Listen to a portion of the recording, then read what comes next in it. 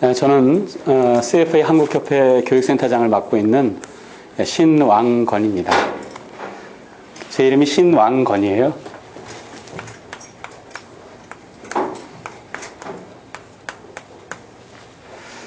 이름 한 번 들으면 안 잊어버릴 것 같아, 그죠? 새해 들어서 이제 얼마 안 지났는데 먼저 여러분들 그 새해 복 많이 받으시기 바랍니다. 근데 사실 이제 이렇게 귀한 걸음을 오프라인상에서 설명해 온 거는 쉽지 않은 일인데 여러분들이 이렇게 귀한 시간을 내준 거는 새해에 큰 결심을 한 거잖아요. 그래서 뭔가 해보겠다. 그래서 이게 그 최고의 금융 전문 자격이라고 하는 CFA에 대해서 알고 한번 목표를 세워서 시작해 볼까 하는 생각을 가지고 왔을 것 같은데 오늘 신문에 보니까 굉장히 그 재밌는 표현을 한 게 있더라고요. 새해에 잘 되는 뭔가 이렇게 뭔가 붐이 있는 산업 이런 거를 다짐 산업이라고 그러는 거예요. 다짐 산업. 그죠? 다짐 산업이 뭐예요? 이렇게 담배를 끊어보겠다 그러면 이제 금연과 관련된 그 다짐. 또 뭐가 있나요? 영어를 좀 잘해보겠다는 그 어학원도 다짐 산업이겠고. 그래서 야, 그러고 보니까 오늘 내가 설명을 하는데 CFA 교육기관의 프로그램도 다짐 산업의 일종인가 하는 생각을 해봤어요. 그래서 제가 이제 이 첫 시작을 멋지게 장식해야 될 것 같은데 다짐 산업이라고 한번 해보자. 근데 이 다짐 산업은 유감스럽게도 이렇게 뭐 한두 달 만에 결심해가지고 되는 부분이 아니에요. 설명 들어보면 알겠습니다만 CFA 프로그램은 이제 3차까지 있기 때문에 혹시나 여러분들이 이제 큰 결심을 하고 오늘 오셨다면 그것이 여러분들이 다짐을 하고 그 다음에 그 다짐이 정말 작심삼일로 끝나는 게 아니라 정말 그것을 실현할 수 있는 좋은 계기가 되는 그런 기회가 이 시간에 이렇게 소통이 됐으면 하는 바람입니다. 그래서 오늘 설명회는 크게 이제 세 부분으로 나눠서 설명을 하겠습니다. 먼저 CFA 프로그램에 대해서 제가 설명을 드리고요. 왜냐하면 CFA에 대해서 그렇게 그 개별적으로 또 이렇게 저렇게 단편적으로는 알고 카페나 뭐 이런 쪽에 여러 가지 또 이렇게 접할 수 있는 이런 그 기회가 있어서 우리가 보지만 사실 그 정보가 항상 정확한 것은 아니기 때문에 뭔가 그 오해적인 부분들도 있고 그래요. 그래서 CFA 프로그램을 정확하게 아는 게 필요할 것 같아서 CFA 프로그램을 정확하게 소개하고 그 다음에 궁극적으로 CFA 인스티튜트가 이 CFA 프로그램을 왜 만들었는가라고 하는 걸 이해하는 것은 굉장히 중요할 것 같습니다. 저희가 CFA 인스티튜트의 그 로컬 소사이어티인 CFA 한국협회가 운영하는 교육센터이기 때문에 정확한 정보, CFA 정신을 우리가 조금 알 필요가 있다고 한다면 여러분들이 다짐하고 계획을 세우는데 좀 도움이 될 것 같습니다. 그리고 두 번째로는 사실 CFA에 도전하고 성취를 한다고 하는 것은 쉬운 일은 아니에요. 근데 이제 오늘 저희가 특별히 초대 손님이 있습니다. 그래서 2010년도에 레벨 2를 하고 2010년도에 레벨 1 12월 시험. 오늘 여러분들의 관심사항 중에 하나는 2013년 시험을 6월 시험을 볼 것인가 12월 시험 볼 것인가에 대한 어떤 선택의 여지도 있을 것 같은데 2010년도에 12월 시험을 받고 2011년도에 이제 레벨 2 그죠? 합격하고 작년 얼마 안 지났는데 2012년도에 레벨 3를 2년 6개월 만에 이제 이렇게 쭉 합격하신 분이 계세요. 그리고 이제 헝가리로 교환학생을 갔다가 방금 전에 돌아오신 분이 있는데 그분을 통해서 또 간단하게 어떻게 성취하는 데 있어서 어떤 자세가 필요한지에 대해서 실제 한번 얘기를 들어보고 그 다음에 저희 교육센터 교육과정에 대해서 소개하고 그리고 마지막으로 이제 여러분들이 오늘 귀한 발걸음을 해줬기 때문에 저희가 드릴 수 있는 선물이 어떤 것인지에 대해서 설명하는 그런 식으로 오늘 설명회를 진행을 하게 되면 약 1시간 반 정도 걸리지 않을까 하는 생각이 듭니다.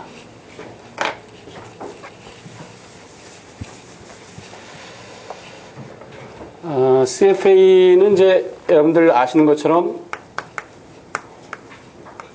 Certified라고 하지 않고요. Chartered Financial Analyst예요. Financial Analyst, Chartered. 그러니까 우리가 통상 이제 CPA 그러면 이제 회계사는 Certified, 면허잖아요, 그죠? CPA는 변호사는 Certified 된 것이고 면허고 그것은 로컬입니다, 그죠? 로컬. 그러한 이제 독점적인 어떤 그런 이 자격이라고 하는 것이 대한민국이라고 하는 이제 로컬 지역에서 유용한 부분인데요. CFA는 이제 이 Financial Analyst고 이 Chartered라고 하는 것은 이제 라이선스가 아닙니다. 면허가 아니고 사실은 이제 민간 기관에서 이 부분을 인증해 준 것이에요. 그러니까 이 자격증이 있어야지만 독점적으로 무엇을 할 수 있다라고 하는 것하고는 아무 관계가 없습니다. 그렇지만 이것은 이제 글로벌이에요. 그래서 그 역사적인 배경을 보면 사실 미국 중심으로 해서, 미국과 캐나다 중심으로 해서 1963년도에 이 자격증 시험이 시작이 됐어요. 근데 이제 CFA라고 하는 부분에 이 차터된 민간 기관이 이런 어떤 인증을 해서 어떤 파이낸셜 애널리스트가 이제 재무 분석가니까 그러한 금융 전문가로서의 어떤 그런 전문적인 자격의 인증이 필요하다라고 하는 것에 대한 부분은 1930년 대공황기에 머니게임, 자본시장에 있었던 머니게임이 이래서야 되겠느냐. 이게 어떤 고객의 귀중한 자산, 어차피 자본시장이라고 하는 것이 잉여의 자금을 자본시장에, 그죠? 그건 각 개인들의 어떤 형식으로든 각 개인들이 열심히 일하고 소득을 벌고 그래서 생활비를 쓰고 남은 그 잉여의 자금이 자본시장 안에 들어오고 그 자본시장의 자금을 사실은 대행해서 대리로서 피디셔리 듀티로서 이제 그 의사결정을 해줘야 되는 사람들이 자본시장의 금융 전문가고 그들을 우리가 통칭해서 파이낸셜 애널리스트라고도 할 수가 있을 텐데 사실 1930년대 대공황기의 반성이라고 하는 것은 그때 주식시장이나 자본시장에서는 사실은 이런 본질 가치에 대한 탐구가 없었단 말이죠. 그래서 돈 놓고 돈 먹기에 어떤 머니게임이 이렇게 했었고 그것이 이제 시장 붕괴에 따른 자기 반성으로 크게 이뤘죠. 그래서 이제 이 본질 가치에 대한 탐구로서 대표적인 인물이 누굽니까? 벤자민 그레엄. 벤자민 그레엄 하면 떠오르는 사람이 누군가요? 워렌 버핏. 그러니까 벤자민 그레엄하고의 이 관계는 굉장히 오래된 관계예요. 버핏이. 그리고 이 버핏이 주최하는 어떤 그 애니얼 그 매년도 시장 전망과 이런 식의 이 데이를 정해가지고 날짜를 정해서 전문가들 모아놓고 했던 그런 자기의 어떤 시장에 대한 견해도 밝히고 했던 거가 상당히 오랜 기간 동안 그레암 데이였어요. 지금 버핏 데이로 바뀌지만 정신적인 스승이고 월가 투자의 딘이라고 얘기하는 사람이 이제 그레암입니다. 버핏은 CFA 자격을 가지고 있지 않지만 사실 이제 이런 부분들이 현재 버핏의 투자의 어떤 그런 철학이라는 쪽에 많이 녹아 있는 거죠. 그래서 그레암을 주축으로 해서 그런 식의 파이낸셜 애널리스트를 어떤 이 자격화하는 어떤 것이 필요하지 않겠는가 하는 논의가 이때부터 시작됐지만 상당히 오랜 세월이 걸린 끝에 1963년도에 드디어 첫 시험을 치르게 되는 거예요. 그래서 ICFA, Institute of 이제 CFA, 또 Financial Analyst Federation 이런 이제 두 개의 기구가 어쨌든 나중에 통합이 되는데 그래서 이제 첫 시험을 치르게 되고요. 그때 재미있는 것은 CFA 첫 시험은 1963년도에 레벨 1 시험부터 치르지 않았어요. 시험 커리큘럼을 만들어가지고 레벨 1, 2, 3로 만들어놨는데 최초의 시험은 레벨 3 시험이 가장 먼저 시험을 보게 됩니다. 왜 그랬을까요? 커리큘럼을 다 만들어놨어요. 그래서 미국의 버지니아 대학에 조그만 사무실을 해서 CFA, 오늘날의 CFA 인스티튜트의 기구가 시작을 했고 대학의 협조를 얻어가지고 사무실을 쓰는 거예요. 물론 임대했지만. 그리고 이제 시험을 보자라고 했는데 파이낸셜 애널리스트라고 하는 용어가 탄생했던 것도 그겁니다. 그 당시 CFA 프로그램이 시작되기 전에도 미국과 캐나다 이쪽은 각 주별로도 뭐가 있어요. Security Analyst. 그러니까 증권 분석사, 재무 분석사 회의가 각 주별로 다 있었던 거예요. 그들은 이미 시장에서 명성을 얻었고 그들이 보고서를 내고 그랬던 시절이죠. 근데 이 자격증을 시작한다. 그럼 우리가 이 자격증을 따야 될까? 이런 논의가 있었는데 이런 프로그램에 대해서 설명하고 하는 것을 통해서 이런 이 애널리스트 협회가 기존에 존재했던 그 프로그램을 보고 받아들입니다. 이거 좋다. 그래서 이 자격증을 시작하자. 그래가지고 그런데 지금 명성을 얻었던 사람, 이미 명성 얻고 있는 사람도 이 시험을 보여야 될 필요가 있을까? 윤리적으로 이건 필요한 거야. 그래서 소위 그랜드 파더링, 기존에 이런 사람들한테는 자격을 면제해 주는 거 다 그럴 수는 없겠다. 그래서 이제 그러니까 말하자면 1915년 이전에 태어났고 뭐 얼마 근무했고 했던 사람들 같은 경우에는 우리가 1차, 2차 시험만 면제해주자 해가지고 3차 시험을 먼저 치는 겁니다. 그래서 그분들이 3차 시험을 합격하면 이제 CFA 자격을 주는 것으로 시작합시다가 됐던 거예요. 그래서 이제 이때 286명이 최초의 시험을 보게 됩니다. 몇 명이 합격했냐면요. 268명이 합격을 했어요. 합격률이 무지하게 높죠. 중요한 것은 그 사람들이 시험을 봤다는 사실이에요. 각 주별로. 그리고 그렇게 합격작이 나왔을 때 미국의 언론기관들이 이것을 대서특필하고 엄청나게 옹호를 해주는 겁니다. 왜냐하면 아까 얘기했던 건 라이선스가 아니거든요. 그 민간에 이미 명성을 가지고 있는 애널리스트들이 셀프 레귤레이션이 시작된 거예요. 그래서 고객의 규정한 자산을 받아가지고 이 자본시장의 금융 전문가가 스스로 규제하는 이러한 그 윤리적인 프로그램이 시작된다. 이것이 얼마나 대단한 일이냐 하는 것을 해가지고 언론이 월스트리트저널을 비롯해가지고 이것을 아주 많이 선전을 해줍니다. 급속하게 퍼져나가죠. 그래서 이제 이 자격증이 이제 그 다음에 2,000명이 넘어서 가는 식으로 해가지고 미국과 캐나다 중심으로 해가지고 응시생이 쫙 늘어나는 겁니다. 근데 그 숫자는 그렇게 생각보다 지금 미국에 보면 많이 늘진 않았어요. 그래서 이제 이게 쭉 하면서 결국 1990년대 초반까지도 월드와이드 다 합쳤을 때 응시생은 10,000명이었어요. 10,000명. 그리고 1996년도가 이제 상징적인 날인데요. 했는데 요 이전에 CFA 레벨 1, 2, 3 시험은 전부 다 주관식이었어요. 에세이 타입. 1996년도에 처음으로 레벨 1 객관식 시험이 도입이 됩니다. 그러면서 이제 90년도, 왜 그렇게 됐던 이유는 90년대 초반을 넘어서면서부터 이 응시생이 월드와이드에서 늘어나기 시작해요. 2만 명, 3만 명 하면서 늘어납니다. 기하급수적으로 늘어나기 시작해요. 왜 그랬을까요? 소위 투자 자본이라고 하는 것이 이제 북미 쪽에서 이 국제 자본시장으로 퍼져나가기 시작한 거예요. 투자하러 가잖아요. 그죠? 그럼 해외 자본시장, 그들과 같이 일해야 되는데, same knowledge를 same language로 소통해야 되는 부분이 있고, 인터넷 세상이 된 거죠. 그죠? 그래서 이제 기하급수적인 응시생 숫자가 늘어나게 돼서 이제 오늘날까지 진행이 되는 거예요. 그래서 2010년대에 들어서 요 초반까지 월드와이드로 CFA 시험에 응시한 사람의 숫자 누적해서 100만 명이에요.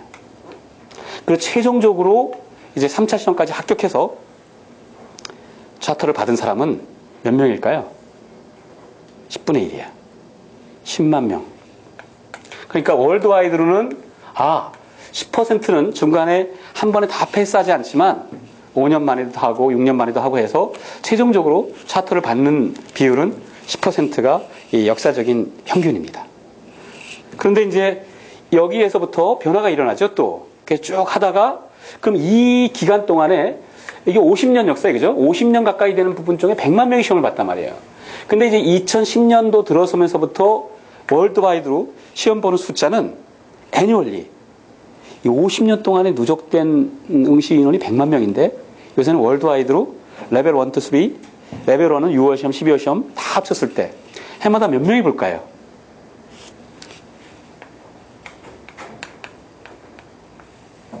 20만 명이 봐요. 그럼 어때요? 이제 100만 명, 50년 동안에 100만 명 보던 것이 이제 어떻습니까? 5년이면 100만 명이 되잖아요. 예. 이제 어디서 많이 보나요? 아시아 태평양에서 많이 보는 거예요.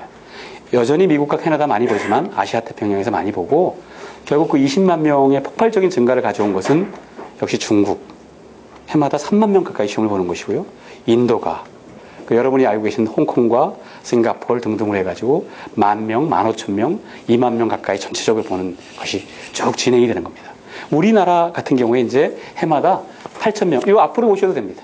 앞으로도 오셔도 되고 8,000명 가까이 이제 시험을 보는 것인데 최근 들어서 한 3, 4년 정도 8,000명 내에서 어느 정도 이제 한국의 경우에는 정체되어 있다 이렇게 보시면 돼요.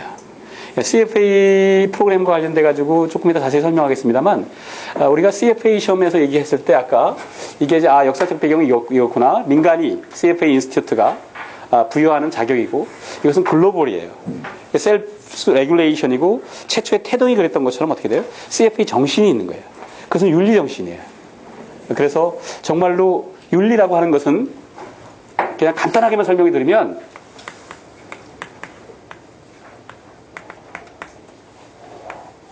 CF가 지향하는 윤리 정신이 두 가지가 있다고 한다면 그 첫 번째가 인테그러티요. 그 두 번째도 인테그러티입니다. 인테그러티는 자본시장이 있어요. 그것은 특정한 자본시장뿐만 아니라 글로벌 자본시장이 있습니다. 자본시장이 왜 필요한가?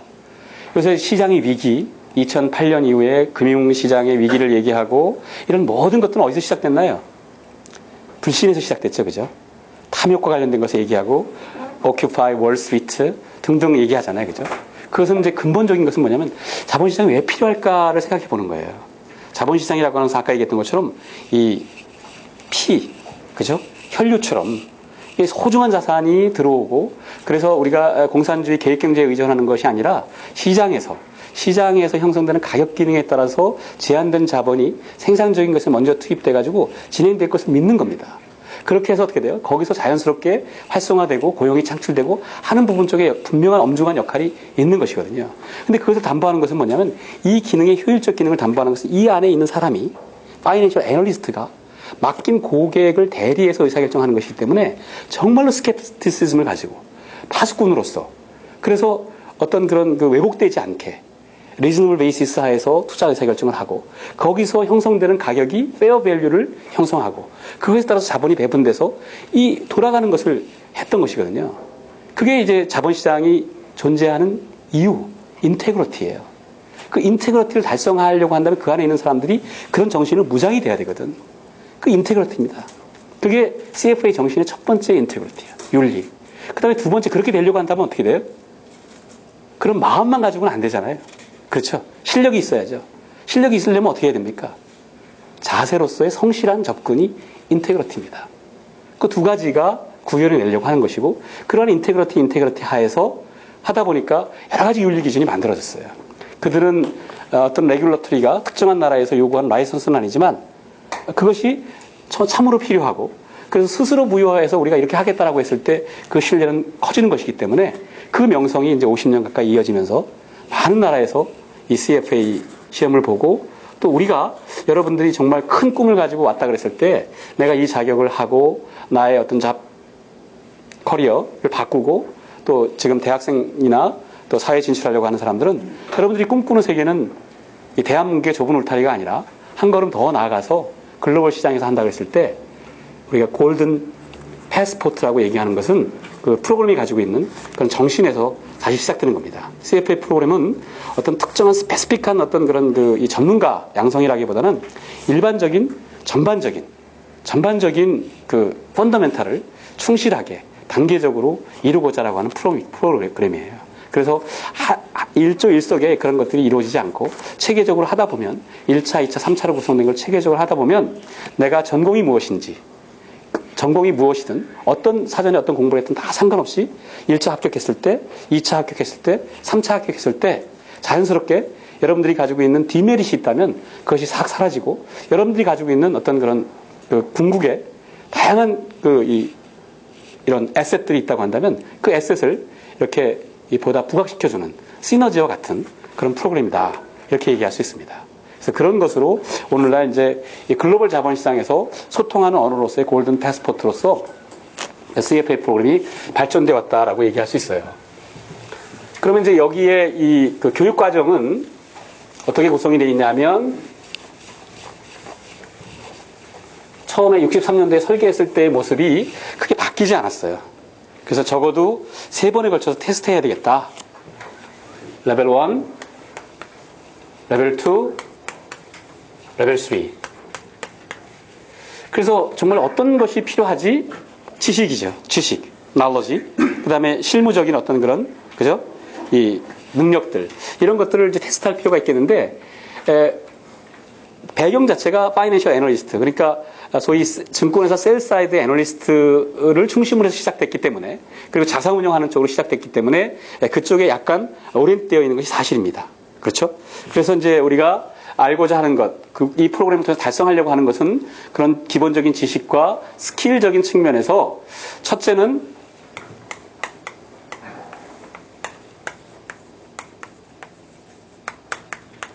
에셋 밸류에이션이고 두 번째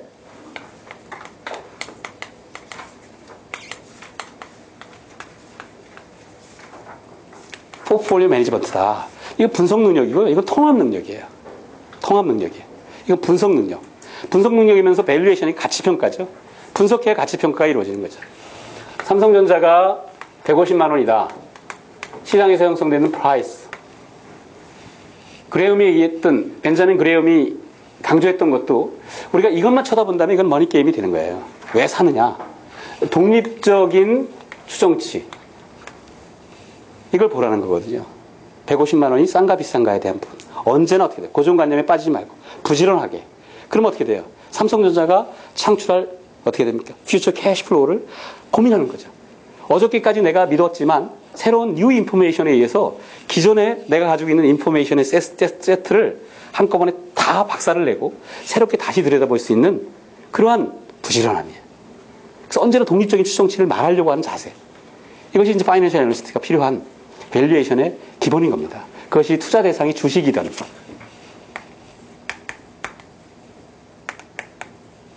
채권이든 메인스트림이죠. 어떤가요? 또 이제 점점 뭐가? 디리버티브스, 파생상품. 미래 투자로부터 얻게 되는 미래 현금 흐름의 패턴이나 이런 것들을 우리가 금융공학적으로 바꿀 수 있는 새로운 이제 도구들이 막 탄생하잖아요. 또 위험 관리의 수단이기도 하고 투자 대상이기도 하고 디리버티브스. 그 다음 여러 가지 얼터너티브 인베스트먼트들이 있고 최근에 이제 이것들이 굉장히 어떻게 돼요? 차지하는 비중들이 커지는 게 됩니다. 그러나 기본은 다 같은 맥락으로 이어지는 것이고요. 시험이니까 에코리와 픽스드 인컴 초기에 이제 배경이 에코리 애널리스트부터 시작됐기 때문에 이쪽에 조금 많은 비중이 있는 건 사실입니다. 그러나 점점 이제 비중이 전체적으로 퍼져 있는 것이죠. 그리고 이런 그 CFA 프로그램은 기본적인 골격은 유지하고 있습니다만 소위 이제 우리가 CBOK 혹은 GBOK 이건 이제 Candidate Body of Knowledge 혹은 Global Body of Knowledge예요. 지식의 체계예요. 그리고 이것이 항상 어떻게 고정되어 있는 것이 아니라 변화시켜요. 변경시켜요. 그들은 매년 혹은 2년에 한 번 최소한 실무에게 물어봅니다. 실무적인 현재에서 어떤 지식이 필요한지, 어떤 것이 정말로 필요한지. 그래서 계속 변화시키는 거예요. 그것은 시험 과목의 내용에 대해서 계속 변화시키는 겁니다. 그러니까 테스트 뱅크라고 하는 것을 통해 가지고 문제 뱅크에서 문제를 빼내는 식의 프로그램이 아니에요.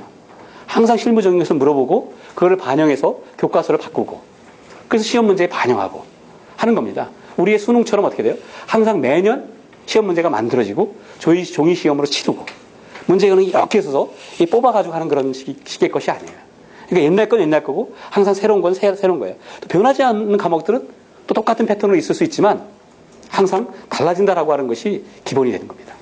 그래서 이제 기본적으로 이 체제 하에서 에코리, 픽스드 인컴 요거 중심으로 해서 디리버티브스, 얼터너티브 인베스트먼트의 밸류에이션 그리고 이제 궁극적으로 이것을 분석하는 것이니까 이걸 통합하는 오늘날 포트폴리오 매니지먼트에서 한국의 금융시장에서 문제는 뭡니까? 이 포트폴리오 마인드, 분산 투자의 마인드는 어느 정도 실무적으로 다 받아들이고 진행되잖아요. 다 알고 있잖아요. 뭐가 없습니까? 매니지먼트. 이 프로세스가 작동이 안 돼요. 투자의 목적이 무엇인지 투자자들한테 슈터블한 투자 적합적인 부분들을 잘 파악해서 추천해주고 그래서 어떻게 돼요? 모니터링하고 피드백하고 자신들이 거둔 성과에 대해서 정말 윤리적으로 페어하게 디스클로즈하고 프레젠테이션하고 하는 부분들이 없단 말이지. 그만큼 후진적인 부분에 있는 것인데 그러니까 이제 이 부분에서 우리가 CFA 프로그램이 필요한 이유도 사실 거기에 있습니다. 어쨌든 이것을 통합하는 부분 쪽에서의 포트폴리오 매니지먼트. 이거를 이제 실무적인 스킬과 함께 물어보자라고 하는 것이 2차, 3차. 1차는, 레벨 1은 이제 도입 부분이죠. 툴이니까 1차, 2차의 시험 과목은 같아요. 그러면 이제 보세요. 시험 과목이 주식, 픽스드 인컴, 채권, 디리버티브스, 얼터너티브 인베스트먼트가 있겠죠. 그죠? 그럼 이제 이런 밸류에이션 하기 위해서는 뭔가 배경적인 것을 알아야죠. 그러니까 뭐가 있겠습니까? 경제학을 알아야지. 마이크로, 매크로. 기본이잖아요. 그죠? 그리고 이제 환율. 또 알아야 되니까. 이코노믹스. 또 우리는 어떻게 의사결정할 때 모든 정보 만들고 하는 것이 뭐예요? 자본시장에서 발행자는 정부, 가버먼트도 있지만 주로 기업이잖아요. 그죠? 기업이 뭘 해요? 재무제표, 자신들의 성과와 상태를 제공하잖아요. 그죠? 숫자를 다룰 줄 알아야지. 그 재무제표가 어떤 과정을 통해서 작성됐으며 그것의 퀄리티는 왜 차이가 나는지 회계 기준에서 선택에 따른 영향은 어떤 것인지 이런 것들을 파악할 수 있었는데 우리는 작성자와 관련된 회계사 시험은 아니지만 작성하는 과정을 이해하고 분석자의 관점에서 그 퀄리티를 비교할 수 있는 능력이 필요해요. 그래야 숫자를 다룰 수 있으니까. 그렇겠죠. 그 다음에 통계적인 부분이 필요하잖아요. 이게 통계학을 배우는 건 아니지만 통계 방법론이 필요하단 말이에요. 그래서 여기 이제 퀀트가 있어요. 퀀터티브 메소드. 그 다음에 이 재무제표 재무보고와 분석하는 거에 앞서서 뭐가 필요하겠습니까? 기업의 자금 조달과 투자를 이해해야 되겠죠. 왜냐하면 자본시장은 금융투자가 이루어지는 곳이잖아요. 금융투자에 필요한 것은 어떻게 돼요? 각 기업들의 실물투자에 필요한 것들을 조달하는 것이니까 실물투자의 의사결정, 그것이 자금 조달과 연결되는 그 구조를 파악해야 되니까 뭐가 필요합니까? Corporate Finance, Financial Reporting and Analysis. 이 과목이 있는 거예요. 그러면 시험 과목이 하나, 둘, 셋, 넷, 다섯, 여섯, 일곱, 여덟. 이제 뭐가 있나요? 아, 그렇지. 포트폴리오 매니지먼트는 3차 시험이긴 하지만 포트폴리오 매니지먼트가 자본시장론이라고 하는 것으로 해가지고 기본은 우리가 알고 있어야 되겠다. 포트폴리오 매니지먼트.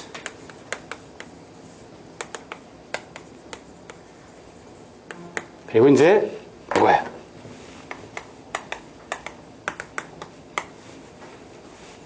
Ethics, Asset Valuation, Portfolio Management.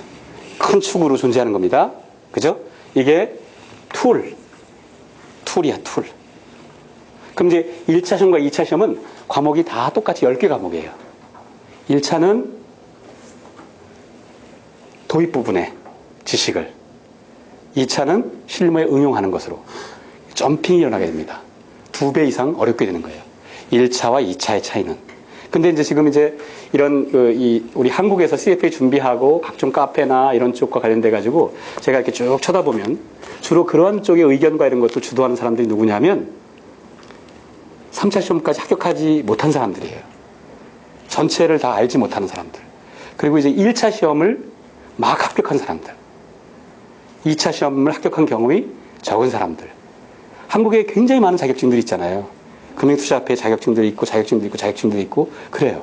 또 학교에서도 또 이제 그런 것들을 많이 가르치고 하기 때문에 근데 그런 것이 필요 없다는 의미가 아니라 사실은 전체적인 큰 그림에서 본다라고 했을 때 CFA 시험은 1차 시험만의 합격을 목표로 하는 것도 아니고 2차, 궁극적 3차까지 이 부분 자격이라는 파셜 데지그네이션이 아니에요. 3차까지 가서 완성하자는 거죠. 다만 실무에서 채용하고자 할 때 우리가 취업하거나 전직을 하거나 했을 때 다 레벨 1, 2, 3가 어느 정도의 지식과 스킬이 있는 것인지에 대해서 요새는 판단하고 있어요. 그러니까 그거에 대해서 변별력을 주려고 하기 때문에 그런 것은 부분적으로 활용을 할지언정 우리는 궁극적으로 3차까지 가는 부분이 필요하기 때문에 우리가 분명히 알아야 되는 것은 1차와 2차가 굉장히 크게 차이가 나고 그래서 이제 2차의 관문을 뛰어넘는 것은 이제 2배 이상 어려워요. 그리고 이제 실제 CFA 시험은 이제 2차 시험부터 본격적인 CFA 시험이라고 해도 과언이 아니에요.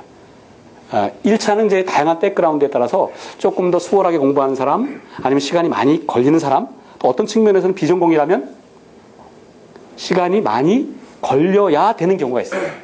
그래서 충분하게 넘치게 공부해야 2차가 순조롭고 3차까지 가는 것에 가장 빠른 길로 우리가 설계할 수도 있고 그렇습니다.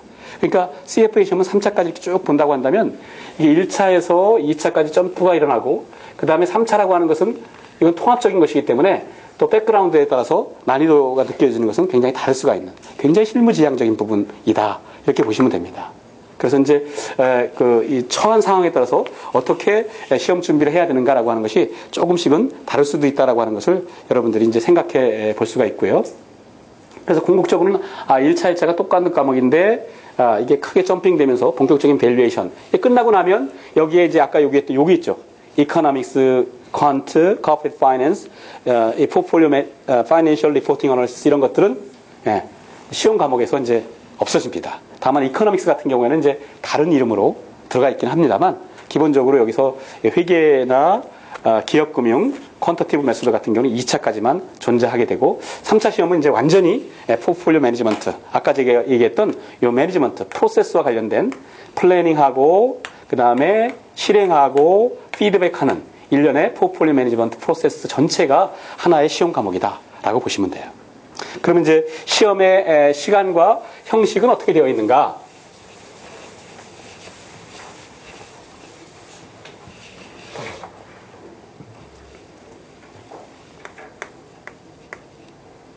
오전, 오후 이렇게 되어 있고요. 3시간이에요. 3시간. 오후도 3시간. 6시간이죠. 6시간. 그럼 중간에 어떻게 돼요? 2시간 휴식 시간이 있습니다. 시험 시작은 9시에 오전 9시에 시작합니다. 실제로 레벨 1이 6시간, 레벨 2 6시간, 레벨 3가 6시간이니까 어때요? 18시간에 테스트를 한다. 이렇게 봐도 되겠죠. 그죠? 그러면 이제 하루 종일 6시간 시험 보는 것이 별로 챌린저블 하지 않나요? 어떤가요? 과거에 이런 시험을 나는 많이 봤어. 그러면 이제 좋은 건데, 시험 본 지가 좀 오래됐다 그러면, 6시간 시험 보는 것은 그렇게 호락호락하지 않을 수가 있어요. 평소에 자기 관리가 잘 안 돼 있어가지고 계속 담배를 핀다. 뭐 이런 분들 같으면은 아마 오전 시험 끝나고 오후에 점심 먹고 나른하면 이제 오후에 어떻게 됩니까? 뭔가 이렇게 멘틀 자체가 막 어지러워지는. 그래서 실력은 있으나 그 체력적인 운이 바탕이 안 돼서 떨어지는 사람도 있을 수 있기 때문에 이 CFA 시험을 하려고 한다 그러면 어떻게 합니까? 자기 관리가 잘 되어 있어야 돼. 그래야지만 되는 거예요, 이게. 또 이게 영어로 보는 거잖아요. 그죠? 영어로. 다 영어로 봅니다. 제가 한국말로 설명한다 그래가지고 혹시 CFA 시험을 한글로 보는 것이 아닌가라고 생각하면 안 돼요. 영어로 봅니다. 그래서 6시간 보는 거고요. 이제 레벨 1의 경우에는 전 과목을 오전에도 한번 테스트하고 또 전 과목을 오후에도 한번 테스트합니다. 네, 그러니까 샘플 테스트를 2번 하는 거라고 보시면 돼요. 샘플 테스트를 2번 한다. 아시겠죠? 그리고 이제 여기에 120문제를 시험 문제가 나옵니다. 여기도 120문항이 나옵니다. 그러니까 이제 180분이니까 네, 이건 단순 객관식이에요. 1번 A, B, C에서 고르는. 그래서 이 모든 1번서부터 120문제는 다 개별적으로 독립적입니다. 다만 이제 이 과목별로는 1번서부터 18번까지는 윤리와 관련된 문제다라고 하는 것을 친절하게 다 제시합니다. 그래서 항상 순서는 이제 우리 에틱스부터, 그죠? Quantitative Method, Economics, Corporate Finance, Financial Reporting Analysis, Asset Valuation, Portfolio Management 해가지고 친절하게 안내되어 있어요. 그렇죠? 그렇지만 한 문제 한 문제는 다 독립적인 문제들이고, 그러니까 시험을 볼 때 한 문제에 부여된 시간은 몇 분일까요? 금방 나오죠, 그죠? 예, 1분 30초예요. 1분 30초 만에 문제를 해결하는 겁니다. 그래서 전 과목이 테스트가 되면 다시 오후에 전 과목을 똑같은 패턴으로 한 번 더 테스트하고요. 그걸 이제 합산해서 합격 여부를 가리는 거예요. 합격자를 결정하는 것에 대해서는 완전하게 공개되어 있지 않습니다.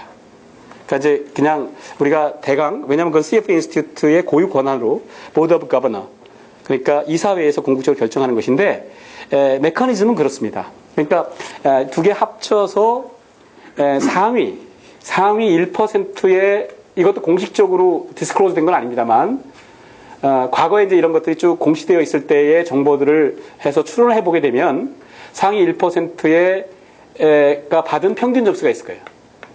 에버리지 스코어가 있을 거고, 그 평균 점수의 70%를 일단 이제 커트라인으로 정하는 거죠. 그러니까 상위 1%가 받은 평균 점수가 100점이다. 만약에. 그럼 어떻게 돼요? 70점이 커트라인일 텐데, 이거를 중심으로 해서 어떻게 됩니까? 이제 몰려 있겠죠, 그죠? 그럼 거기서 전체적인 패스 레이트를 얼마로 하자 하는 부분. 왜냐하면 실제로 CFA 시험은 이 캔디드 응시생들한테 시험을 치렀지만 사실 시험을 한 번 더 보는 거예요. 이미 합격한 사람이라든지 이런 사람들을 샘플로 해서 그 시험을 더 보게 합니다. 그래서 그 시험이 궁극적인 난이도가 어떤 것인지에 대해서 또 다양한 정보를 수집하는 겁니다. 이것이 정말로 어려웠는지 쉬웠는지에 대해서 그런 것들을 고려해서 어떻게 됩니까? 믹스시키는 거죠. 그렇기 때문에 사실 이것이 약간 가려져 있는 것은 그 때문이에요. 어쨌든 그렇게 해서 70%를 중심으로 했을 때에 요거를 중심으로 해서 이제 요걸 약간 내릴 것인지 올릴 것인지 이게 이제 미니멈 패싱 스코어로 결정하는 것인데 이 부분은 이제 CFA 인스티튜트가 가진 고유 권한이다라고 얘기할 수 있고요. 우리가 이제 잘못된 믿음 중에 하나는 윤리에 과락이 있다든지 뭐 이런 식의 얘기들은 다 진실이 아닙니다. 아시겠죠? CFA 시험은 과락이 없어요.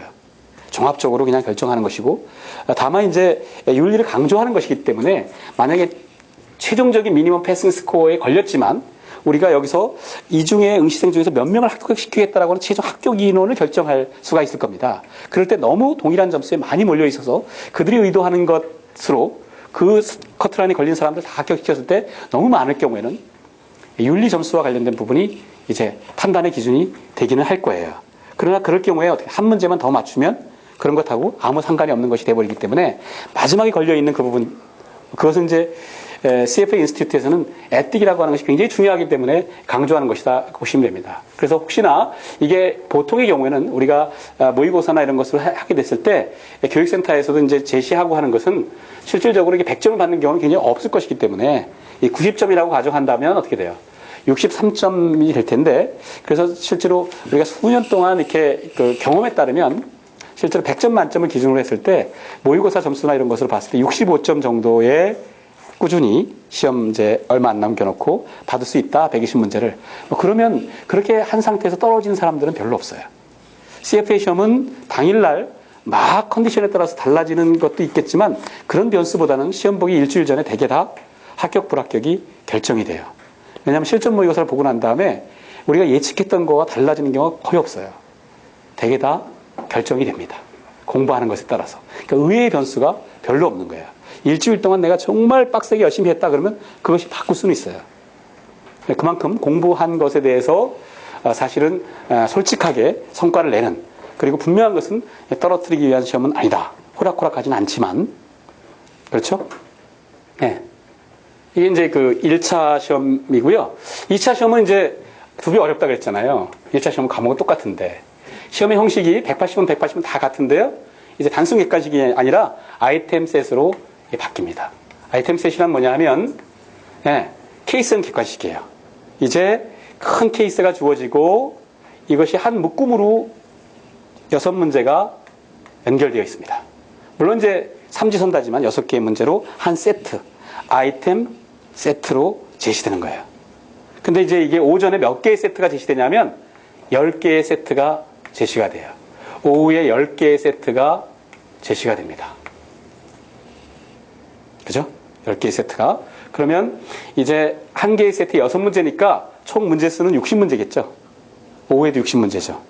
그래서 제가 레벨 2가 레벨 1보다 2배 어렵다는 것은 짐작하실 수 있죠. 120문제는 한 문제에 1분 30초. 레벨 2 시험부터는 한 문제에 부여된 시간은 3분. 3분인데 아이템 셋은 쭉 해서 케이스가 있고 6문제가 딸려 나옵니다. 물론 그러나 중간중간에 단락 지어져가지고 3개의 그룹으로 이렇게 나누기도 하고 하는 부분들이 필요하긴 한데, 이제 영어의 문제가 굉장히 커지는 거예요. 본격적으로. 영어의 수준을 좀 어렵게 내면 굉장히 어려워질 수도 있고, 그래서 이 아이템 셋이라고 하는 걸 통해서 이제 커리큘럼북에 있는 문제들에 대한 구석구석을 물어보고 할 수 있는 부분 쪽으로 이제 바뀌는 겁니다. 그래서 오전 오후의 아이템 셋. 조금 이따가 이제 우리가 이 브로셔를 보고 하겠습니다만, 출제 비중에 따라서 예를 들어서 에틱스가 레벨 2에서는 10% 비중이에요. 10% 비중이란 레벨 2 같은 경우에는 오전에 하나의 아이템, 오후에 하나의 아이템이면 이제 어떻게 돼요? 2개의 아이템이죠. 총 20개 아이템에서 2개의 아이템을 만나는구나. 10% 비중이구나. 그러니까 이제 레벨 2부터는 레벨 1과는 달리 오전에 출제된 과목이 오후에 출제된 과목은 있을 수 있으나 샘플 테스트 2개 하는 것이 아니라 이렇게 이 테스트 하려고 하는 범위가 달라지는 겁니다. 그러니까 전체가 통합돼 가지고 이제 하나의 테스트를 한다라고 보셔야 돼요. 다만 이제 오전에 윤리가 나오고 오후에 윤리가 나올 수도 있지만 출제하는 이제 방향이 조금씩 다른 거죠. 여기서부터는 리딩 메터에서 몇 회까지 나온다 이렇게 보시면 되고, 그렇게 구성이 되어 있습니다. 레벨 3는 이제 오후에는 아이템 셋 같아요. 레벨 2랑. 근데 이제 이 CFA 시험의 또 독특한 특징 중에 하나는 레벨 3의 경우에 주관식 시험 문제가 출제된다는 거예요. 오전에 보는 3시간의 시험은 에세이 타입이에요. 에세이 타입은 주관식으로 답해야 되는, 영어로 써야 되는 문제입니다. 그렇지만 그것이 이제 우리가 논술하는 것은 아니기 때문에, 요새 그 수학 능력 시험 논술하고 뭐 하는 것처럼 여러분들이 대학 들어가기 위한 논술하고는 굉장히 거리가 멀어요. 그런 식의 부담감을 가질 필요는 없어요. 영어로 쓰긴 하는데 굉장히 그 내가 이해하는 것을 보여주는 식의 답안이기 때문에 이해하면 답을 쓸 수 있는. 레벨 3까지 시험 보는데 어떻게 돼요? 레벨 3까지 갔는데 영어로 쓰지 못해가지고 시험을 놓치거나 그런 일은 없습니다. 떨어지는 이유는 이해하지 못했기 때문이에요. 다 교재가 다 영어로 된 부분을 우리가 보는 것이니까. 그래서 이제 에세이 타입이라고 하는 것이 있어서 궁극적으로 이렇게 구성이 되어 있습니다. 잠깐 지금 설명드린 거가 제가 칠판에만 쓰니까 조금 지루하실 수도 있을 것 같은데요. 우리 자 저기 6페이지 잠깐 봐요. 6페이지를 보면 이제 지금 설명드린 레벨 1, 레벨 2, 레벨 3가 있잖아요. 그죠? 그러면 이제 맨 상단에 뭐가 있습니까? 윤리가 있어요. 윤리가 참 중요한 시험이에요. 레벨 1의 경우에는 특히나 15%의 비중으로 하고 있습니다. 그리고 2, 3. 그래서 이게 사실은 레벨 1, 2, 3에서 절반 가까이 되는 것은 제가 오늘 선물로 드리려고 하는 설명이 끝나고 나서 이 스탠다드 프랙티스 핸드북 그래서 이 코드 앤 스탠다드, 코드 오브 에틱, 스탠다드 프로페셔널 컨덕이라 그래가지고 CFA에서 인스티튜트에서 만든 윤리 편람이 있어요. 그래서 이제 우리가 실천 기준이 스탠다드 1서부터 7까지 쫙 있는 부분인데 그것이 이제 기준을 왜 만들었는지 의도와 실무에서 적용하기 위한 권장 절차 그 다음에 어떻게 이제 실무에서 만날 수 있는지 케이스를 다룬 애플리케이션 등등으로 해가지고 쭉 하나의 편람처럼 되어 있는 겁니다. 그러니까 이것이 모든 윤리 1, 2, 3차 시험의 기본 교과서인데 그죠? 1차에서는 정말 100% 중요하죠. 2차, 3차도 그게 50%의 비중이 되는 거야. 대신 이제 2차, 3차는 그 메인 코드 앤 스탠다드 외에 우리가 애널리스트의 어떤 윤리 기준이라든지 소프트 달러 기준이라든지 또 자사운용사의 윤리 규범이라든지 이런 것들이 각각 레벨 2, 레벨 3 시험에 고유한 것들이 이렇게 접목되는 겁니다. 그런 비중들을 다 가지고 있어요. 그냥 쭉 나와 있습니다만 1차, 2차 시험에서 아까 제가 기본 골격을 말씀드렸는데 1, 2차 시험에서 굉장히 비중이 큰 것이 Financial Reporting Analysis예요. 이거는 왜 그러냐면 아까 얘기했던 건 출발점에서 에코리, 애널리스트들이 이걸 주도해서 했고 실질적으로 굉장히 차별화될 수 있는 부분 중에 하나가 기본적으로 우리가 분석 보고서를 만들 수 있는 능력입니다. 대출 의사결정을 하든 펀드를 권유하든 기본적으로는 큰 틀에서 우리가 리서치 리포트를 만들 수 있는 그 부분의 능력을 가지고 있는가가 아마추어와 구별할 수 있는 아주 중요한 프로페셔널이다. 그래서 이걸 달성하기 위해서는 어떻게 돼요? 실제 기업들이 작성한 재무제표를 읽을 수 있는 능력이 있어야 돼요. 사실 우리는 글로벌 시장을 겨냥한다 그러면 IFRS, 국내의 재무제표뿐만 아니라 영어로 된 재무제표, 재무제표의 인컴 스테이트먼트, 파이낸셜 포지션 스테이트먼트, 현금 흐름표뿐만 아니라 이 풋노트까지도 우리가 다 읽고 해석할 수 있고 거기서 리미테이션이 어떤 것이고 회계의 어떤 질적인 정보의 차이가 어떤 것인지를 우리가 파악할 수 있는 능력이 있어야 사실은 전문가가 될 수 있어요. 여러분들이 지향하는 금융 전문가는 이 어카운팅 정보를 분석하고 그걸 다룰 수 없으면 반쪽밖에 안 돼요. 나중에 이제 그런 것에 대해 끌려다니게 되고 주도할 수 없습니다. 그렇기 때문에 이거를 레벨 2까지 굉장히 강조합니다. 그래서 레벨 1에서도 Financial Reporting and Analysis가 20%, 레벨 2도 20%예요. 그런데 재무제표, 이 재무보고와 분석이라는 것이 20%인데 그것만으로 있는 게 아니잖아요. 그건 어디서 나와요? Corporate Finance에서 나오는 거야. 그게 결합이 되는 거야. 그리고 또 거기다가 더해져서 에코리 밸류에이션까지 연결되는 거지. 그러니까 예를 들면 레벨 2 같은 경우에 50%에 해당되는 과목은 Corporate Finance 10%, Financial Reporting Analysis 20%, 그 다음에 에코리 인베스트먼트 20%에서 50%가 돼요. 그러니까 그 중요성을 우리가 미루어 짐작할 수가 있는 겁니다. 그래서 기본이 사실은 이제 CFA 도전한 여러분들 중에서 비전공이다. 그러면 다른 어떤 것보다도 필요한 소위 우리가 pre-CFA 이런 식으로 얘기하잖아요. 그 pre-CFA의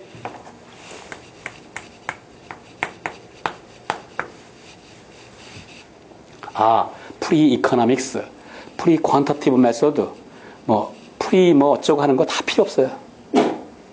뭐만 하면 돼요? 어카운팅 프린시플만 하는 그것이 프리예요.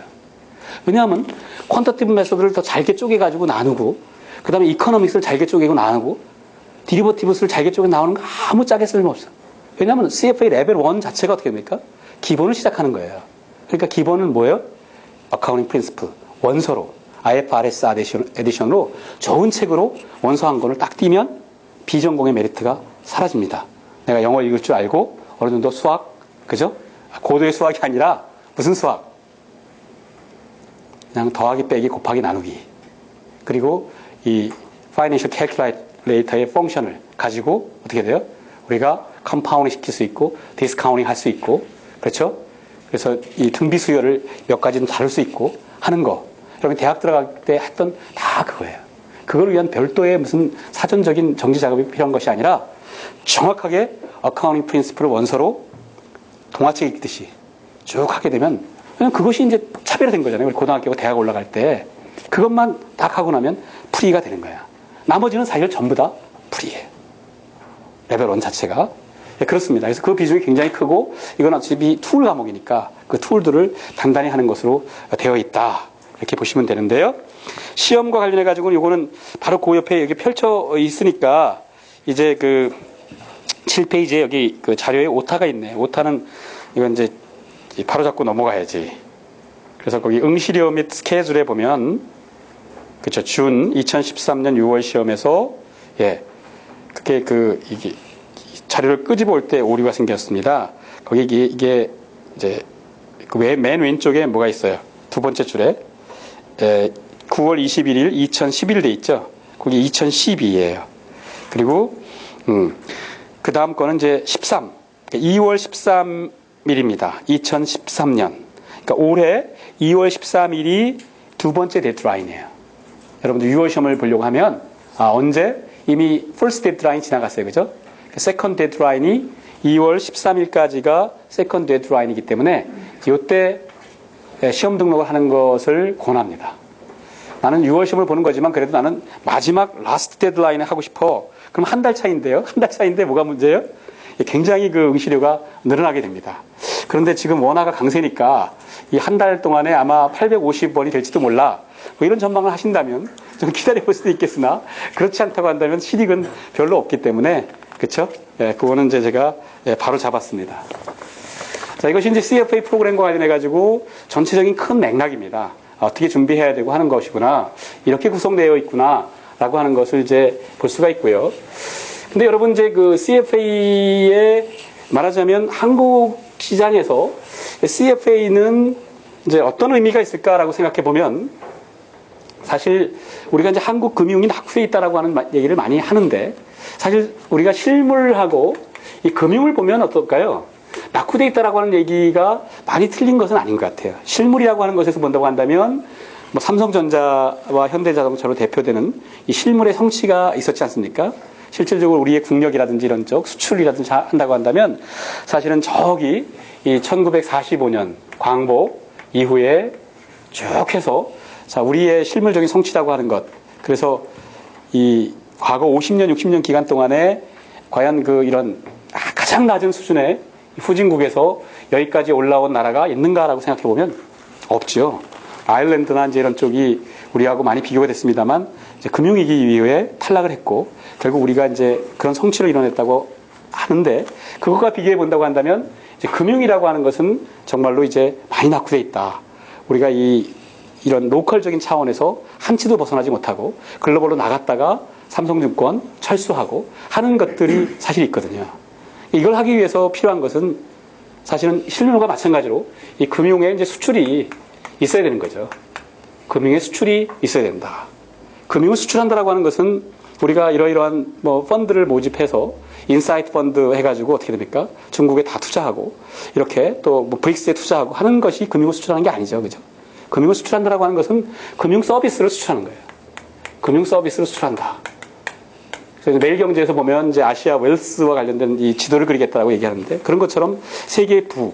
그래서 이제 기존의 그 유럽의 자존심, 북미의 자존심, 그래서 그들의 자산은 그들의 금융기관에게 맡기는 것이었지만 이제 어떻게 돼요? 아시아 쪽에 투자해야 된다? 그럼 아시아 태평양을 잘하는 한국의 금융기관에 그들의 웰스를 맡겨서 그들이 우리의 금융 서비스를 받고자 하는 마인드가 생기는 거. 이런 것들이 궁극적으로 금융을 수출하는 것이거든요. 그러면 뭐가 필요하겠습니까? 글로벌라이제이션이 필요한 거예요. 그러니까 한국 금융의 정말 실물 같은 성취를 이뤄낼 수 있는 것은 금융 서비스를 수출하는 거예요, 수출하는 거. 그럼 수출하기 위해서 이루어지는 방향이라고 하는 것은 사실 우리의 금융당국이 잘 잡았죠. 금융시장 통합법이라고 하는 자본시장 통합법이 지금 이제 발목을 잡고 있으나만 제대로 통과하지 못해서 그러나 그 지향하는 방향이라고 하는 것은 결국 그거를 제시하고 있어요. 방향이 뭡니까? 결국 IB, 인베스트먼트 뱅킹 능력을 강화해야 돼요. 그렇죠? 우리가 이 자본시장 내에서 금융시장 내에서 투자자가 개별적으로 이런 잉여의 자금은 또 국민연금이라든지 연기금을 통해서 기관 투자하고 또 각 금융기관을 거쳐서 또한 어떻게 됩니까? 투자하게 되고 자산운용회사가 그것을 또 투자를 대행하게 되고 하는 이런 발행 쪽에서 이런 것들이 전부 다 IB 능력인데 우리가 IB 능력이 정말 약하잖아요. IB 능력이 강화돼야 됩니다. 두 번째, 글로벌라이제이션이지. 국제 무대에서 소통하게 되는 거잖아요. 그러니까 홍콩이나 싱가포르만 가더라도 이 국제 금융의 비즈니스 하려고 했을 때 10명이 모인다. 10명이 모이면 네임 카드를 교환합니다. 명함을 교환해요. 그 중에 8명, 9명은 어떻게 돼요? 이름 옆에 CFA가 박혀 있어요. CFA 차트 홀더, CFA 차트 홀더. 다 자기소개를 합니다. 한두 명이 어떻게 돼요? CFA가 없어. 그럼 거기 모여서 이제 이렇게 비즈니스 미팅을 하려고 하는 사람들이 일순간 딱 긴장하는 거예요. 쟤는 뭐지? 어디에서 뭐 이렇게 이 IB 쪽에 MBA에서 뭐 했나? 아니면 저쪽에서 무슨 와튼에서 박사학위를 받았나? 뭐 이런 것들을, 근데 거기 박사학위는 또 명함이 있으니까 하여튼 뭔가 한 칼이 있구나. 그래서 그걸 알려고 딱 긴장한다는 거예요. 그만큼 이 소통하는 언어인 겁니다. 글로벌라이제이션 핵심이라고 하는 것은. 한국에서 어떤 학교를 나오고 한다라고 하는 것이 중요한 것이 아니라 글로벌 시장에서는 내가 그러니까 사실은 CFA가 골든 패스포트고 사실 소통할 수 있다라고 하는 것은 이게 동창이나 이런 쪽에 끈끈한 유대처럼 얘기할 수는 없지만 같은 공부를 했구나. 언제 합격했어요? 라고 하는 것으로 할 수 있는 그 소통의 언어.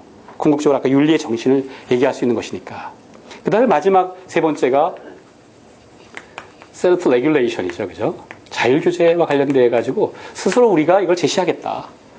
규제기관의 강요에 의한 것이 아니라 그래서 우리가 이걸 제시하고 해서 우리가 믿음을 얻고자라고 하는 이런 접근들이 지금 어떻게 돼요? 필요한 겁니다. 이것을 구현해내야 우리한테 맡기죠. 소통할 수 있다라고 하는 쪽에. 그렇게 본다면 지금 이제 금융위기 이후에 전체적으로는 다 불안하다고 느끼고 지금 여의도에서도 취업 기회가 많이 적고 한 것이 사실이지만 저는 그것이 그렇게 이제 여러분들이 막 시작하고 또 여러분들이 이 잡 체인지를 하려고 하는 이런 입장에서는 그것이 그렇게 크게 밴 뉴스라고는 생각하지 않습니다. 결국은 바닥이 가까워지고 그러면서 어떻게 돼요? 이제 우리는 새로운 패러다임으로 넘어가야 되는 겁니다. 그래서 우리의 이 그 금융의 지평을 시장의 지평을 한 걸음만 더 내딛으면 그렇죠? 멀리도 아니라고 한다 그러면 우리가 필요한 것이 어떤 것인가 생각해 볼 수 있거든요. 그런 점에서 본다고 한다면 CFA를 통해서 이제 하려고 하는 이런 것들이 시장의 신뢰를 얻고자라고 하는 것이 소위 그 신뢰를 얻는다. 트러스트. 이것이 모든 한국의 금융기관 입장에서도 이제 정말로 차별화시켜야 되는 어떤 그들의 요소가 되는 거예요. 다른 것으로 경쟁할 부분이 없어요. 신뢰를 얻기 위해서 그야말로 우리가 본질에 충성하고 그 다음에 고객을 위해서 우리가 항상 고객의 베스트 인트레스트를 위해서 일하고 또 우리가 프로세스로 이렇게 갖춰져 있고 한다라고 하는 것을 보여주는 것이 이제 그 CFA의 정신이기 때문에 여러분들이 여기서 새로 시작해서 4, 5년 정도 계획을 세워가지고 도전한다라고 한다 그러면 이 시장의 현재 상황은 오히려 그 어느 때보다 그런 디맨드가 많을 것이고 굿뉴스가 될 수 있다. 이제 시작하는 입장에서 본다고 한다면 오히려 그렇게 생각이 듭니다.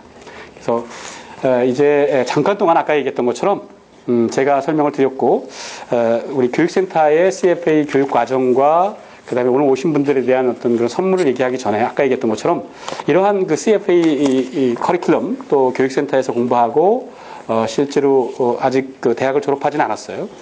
그렇지만 이제 마지막 학기를 남겨두고 있는 우리 김찬솔 군 와가지고 본인의 경험과 이런 것들을 간단하게 여러분들한테 말씀을 드릴 겁니다. 그러니까 뭔가 이렇게 많은 프레젠테이션을 해보거나 그러지 않기 때문에 굉장히 수줍을 수도 있는데 좀 잘 경청해서 들으시기 바랍니다.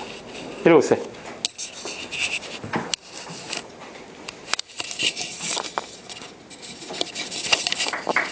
박수로 맞아주세요.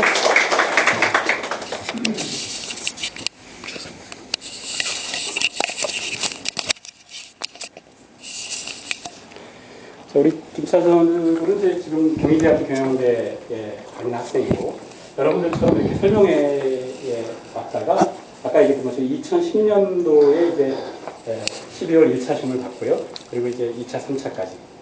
그리고 이제 중간에 있어서도 저한테 이제 많은 얘기를 할 때 그 체코의 프라하라는 곳이 정말 그 근사한 데인데 3차 시험까지 합격하고 나서 거기서 맥주를 마시면서 이제 그 기쁨을 나눠보겠다고 약속을 했는데 작년에 그 약속을 이뤄냈어요. 나도 오늘 처음 듣는 얘기를 여러분과 같이 한번 들어보겠습니다. 네, 안녕하십니까. 저 김찬솔이라고 합니다. 제가 여기 직장 다니시는 분들 많이 오셨는데 이제 학생 신분이라서 금융권에서 실제로 일을 해본 적은 없고요. 이번 여기 앞에서 이제 제가 CFA 공부를 시작하게 된 계기, 그리고 그 과정, 그리고 그때 가졌던 마음가짐에 대해서 이제 간단하게 말씀드리고 싶습니다.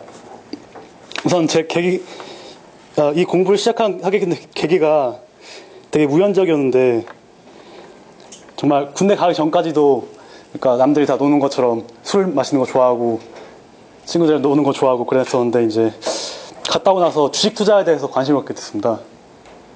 그 당시 항상 그래도 상경기에 다니니까 친구들이 한 번씩은 다 주식 투자라는 걸 해보고 그러더라고요. 그래서 그때부터 관심을 갖게 되고 시작을 하게 됐는데, 처음에 돈이 없으니까 한 학기 정도 배워가지고 아르바이트 시작했어요. 아르바이트 시작해서 이제 6개월 동안 돈을 모으고, 또 어머니가 이제 주신 돈, 학비하라고 주신 돈 그것까지 해가지고 돈을 많이 깨먹었어요. 제가 거기서. 정말 근데 그게 전화위복이라고, 그 당시에 정말 마음도 피폐해지고 또 시간도 많이 낭비했다고 했는데, 그런 경험이 오히려 이렇게 CFA 프로그램을 끝마치게 된 강한 동기가 되지 않았을까, 그렇게 생각합니다. 그래서 처음에 이제 어떻게 공부를 할지는 하다가, 정말 CFA라는 게 혼자서 이렇게 독학을 하기에는 너무 만만치 않은 시험이어서 센터 선생님이 이렇게 권유하셔가지고 이쪽에서 2010년 6월달부터 시작을 했으니까 2년 정도 걸렸는데, 저 같은 경우는 그렇게 했는데, 우선 센터 선생님이 말씀하신 게 CFA 커리큘럼북 그대로 학습을 하라고 말씀하셨어요. 그래서 처음에 듣기에는 그렇게 납득이 안 가는데, 했다고 했는데 느낀 게, 이것은 정말 자격증을 단순하게 취득하는 것이 아니라 그러니까 과정이 되게 중요하다고 생각했어요. 그 과정에서 하나하나 이뤄가는 과정이 중요하다고 생각했고, 정말 이 공부를 끝마쳤을 때 남는 것이 무엇이 있을까, 그걸 생각하게 되니까 결국 커리큘럼북이라는 게 시도를 해보니까 되게 쉬운 문장으로 되게 쓰여져 있더라고요. 이해하기도 쉽고 또 되게 멋있어요. 책이 공부하기가 정말 공부하기가 진짜 딱 되게 뭐랄까 팬시해서 그래서 커리큘럼북 그 제본한 것보다 훨씬 더 읽는데도 좋고, 또 예 같은 게 많이 나와서 이해하기 쉽고, 그렇게 해서 커리큘럼북으로 공부를 하기 시작했습니다. 저 정말 군대 전역하고 나서 거의 백지 상태, 거의 머리가 진짜 제대로 된 토익 점수 하나도 없었고 그랬었는데, 이 공부를 하면서 정말 장점인 게, 영어라는 게 정말 중요하지 않습니까? 커뮤니케이션의 한 수단으로서 외국에 나가봐도 정말 외국인 친구들과 다 소통하는 게 영어고, 그게 돼야 더 취업 시장뿐만 아니라 나중에 커리어를 개발하면서 영어는 정말 수시로 갈고 닦고 하는 것이기 때문에, 그 중요한 것이 이제 CFA 프로그램이 영어로 중심이 되어 있어요. 저는 오히려 그게 정말 장점이라고 생각합니다. CFA 프로그램의 장점이라고 생각하고, 그 영어로 된 프로그램이 다 이제 정말 글로벌 스탠다드이제이션, 그러니까 국제 표준화된 그런 기준에 따르기 때문에, 정말 뭐랄까 나중에 저 커리어를 잡아서 외국인들과 진짜 파이낸셜 저널 읽고, 그 다음에 뭐 항상 월스트리트 저널 읽고, 그런 친구들과 얘기할 때도 이렇게 표준화된 그런 언어를 사용해야지만 커뮤니케이션이 쉽게 발전된, 그런 걸 어떻게 알았던 것 같아요. 그 당시엔 딱 직감하고, 그래서 독하게 공부를 했었는데,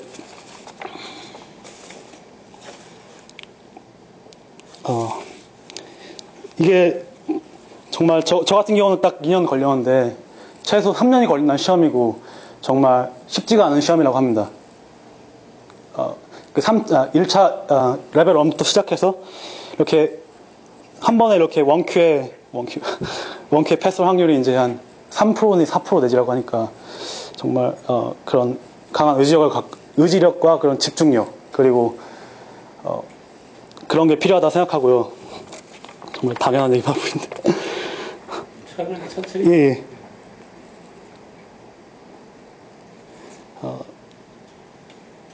그렇게 해서 저는 정말 그 강한 호기심, 왜 내가 주식 투자를 했는데 그 기업, 내 선택한 기업이 어떻게 해서 망하게 됐는지, 왜 주식 가격에 어떤 변수들이 영향을 끼칠까, 그런 강한 호기심 때문에 정말 시작을 했는데, 공부를 하나하나 해가는 과정에서 그런 걸 하나 둘씩 알아가는 과정이 정말 저는 소중하다고 생각합니다.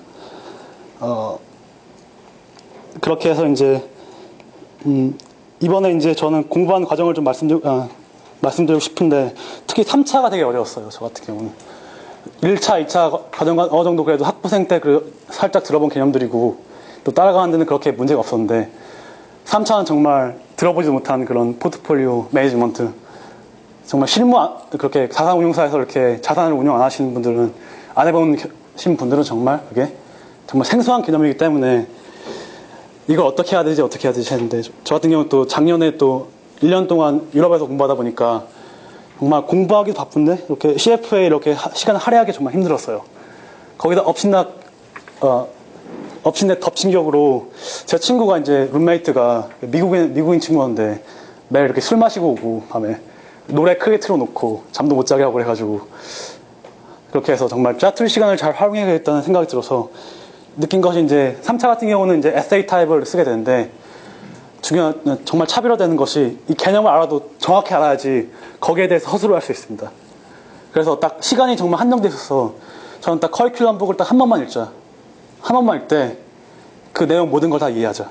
그래서 커리큘럼북 한 번 하면서 여기 노트북 놓고 타이핑을 치기 시작했습니다. 제가 나름대로 중요하다 생각하는 점은 다 타이핑을 치고, 또 이해가 안 됐던 점, 이거 외워야 될 거, 이런 거 타이핑을 쳐서 중요한 문제 타이핑을 쳐놓고, 그렇게 해서 9포인트로 이제 A4용지 두 면이 들어가게 하니까는 깜지처럼 됐어요. 그게 몇십 장 나와. 처음에는 한 5, 60장 정도 이렇게 제가 준비한 게 나왔는데, 그걸 이렇게 하나하나 읽어가면서 줄이다 보니까 A4용지 10장. 나중에는 이제 시험을 앞두고 그 개념들을 준비하는 과정에서 정말 일주일 만에 그 전 과목을 딱 정리를 했어요. 그렇게 반복 학습하다 보니까 그렇게 시간이 단축되고, 아무리 생소한 개념이라도 이해하려고 이제 하는 거죠. 발악을 하는 거죠, 정말. 그랬었고, 그런 식으로 공부했고요.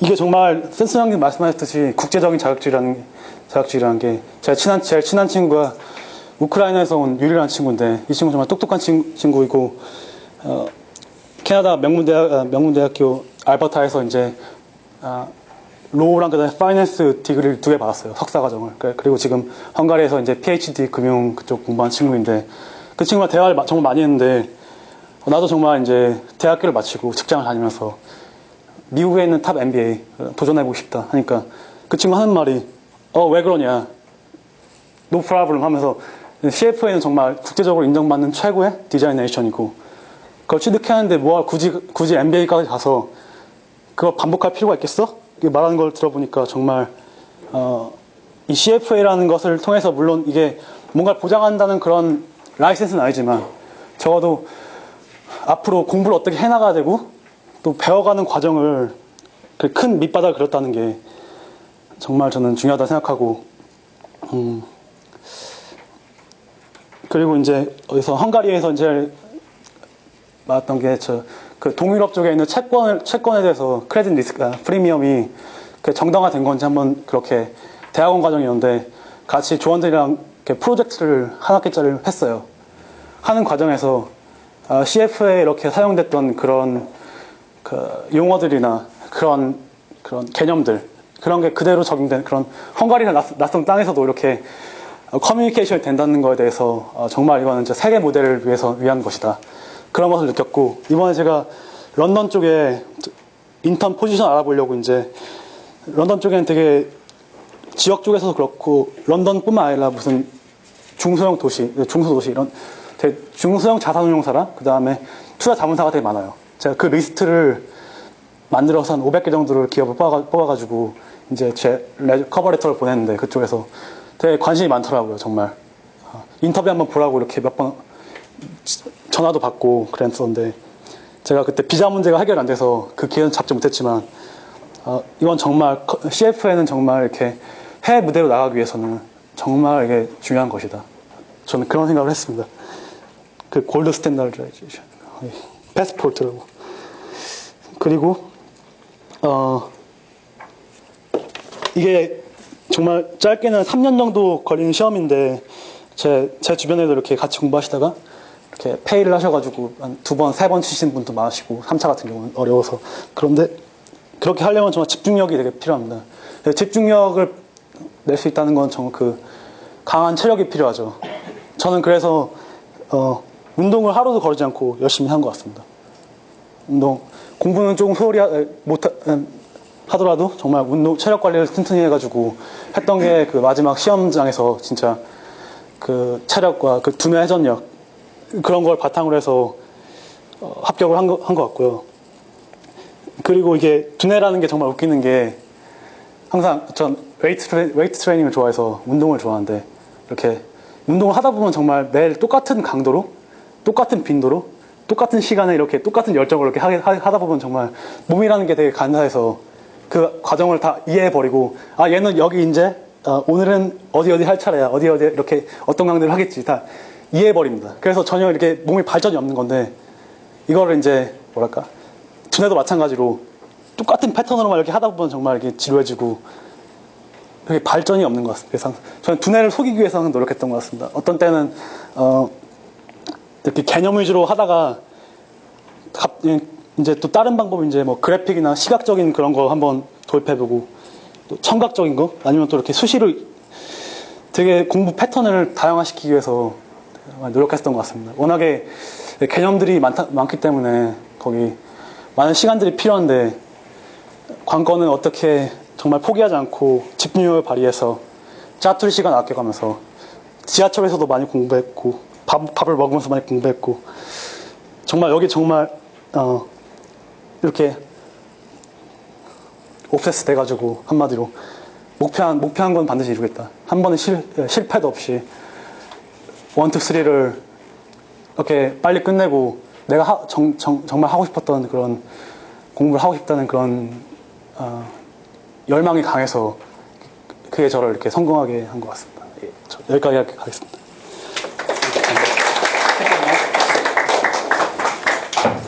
사실은 이제 오늘 그 김찬설 군은 뭐 이런 자신이 도전하는 영역이 마무리된 건 아니고요. 그러나 아까 얘기했던 것처럼 어쨌든 여러분들의 모습일 수도 있고 그래서 새로운 결심을 하게 됐을 때 이 프로그램을 통해서 이제 전념할 수 있는 어떤 그런 것들을 이렇게 했잖아요. 그래서 지금 졸업도 이제 한 학기 남아있는 동안에 새로운 목표를 정해서 나갈 텐데 아마 그것이 다 여러분들과 비슷한 모습일 수도 있고 그래서 한 3, 4년 정도 다시 또 계획을 세워서 포기하지 않는 내가 커리어를 쌓을 수 있는 영역을 대한민국이라는 좁은 테두리가 아니라 좀 더 넓게 보고 그렇게 진행을 하게 되면 그런 부분들이 이렇게 우리가 괄목상대한다고 또 그러기도 하고요. 또 CFA 프로그램은 그런 바탕이 되면서 어느 날 문득 우리를 둘러싸고 있는 이런 제약 조건들이 다 사라지는 것을 경험할 수 있을 것 같고 또 여러분들은 CFA 시험을 이제 준비하기 위해서 나왔지만 또 새로 시작하는 우리 김찬성 군에게 격려의 박수를 마지막으로 부탁드리겠습니다.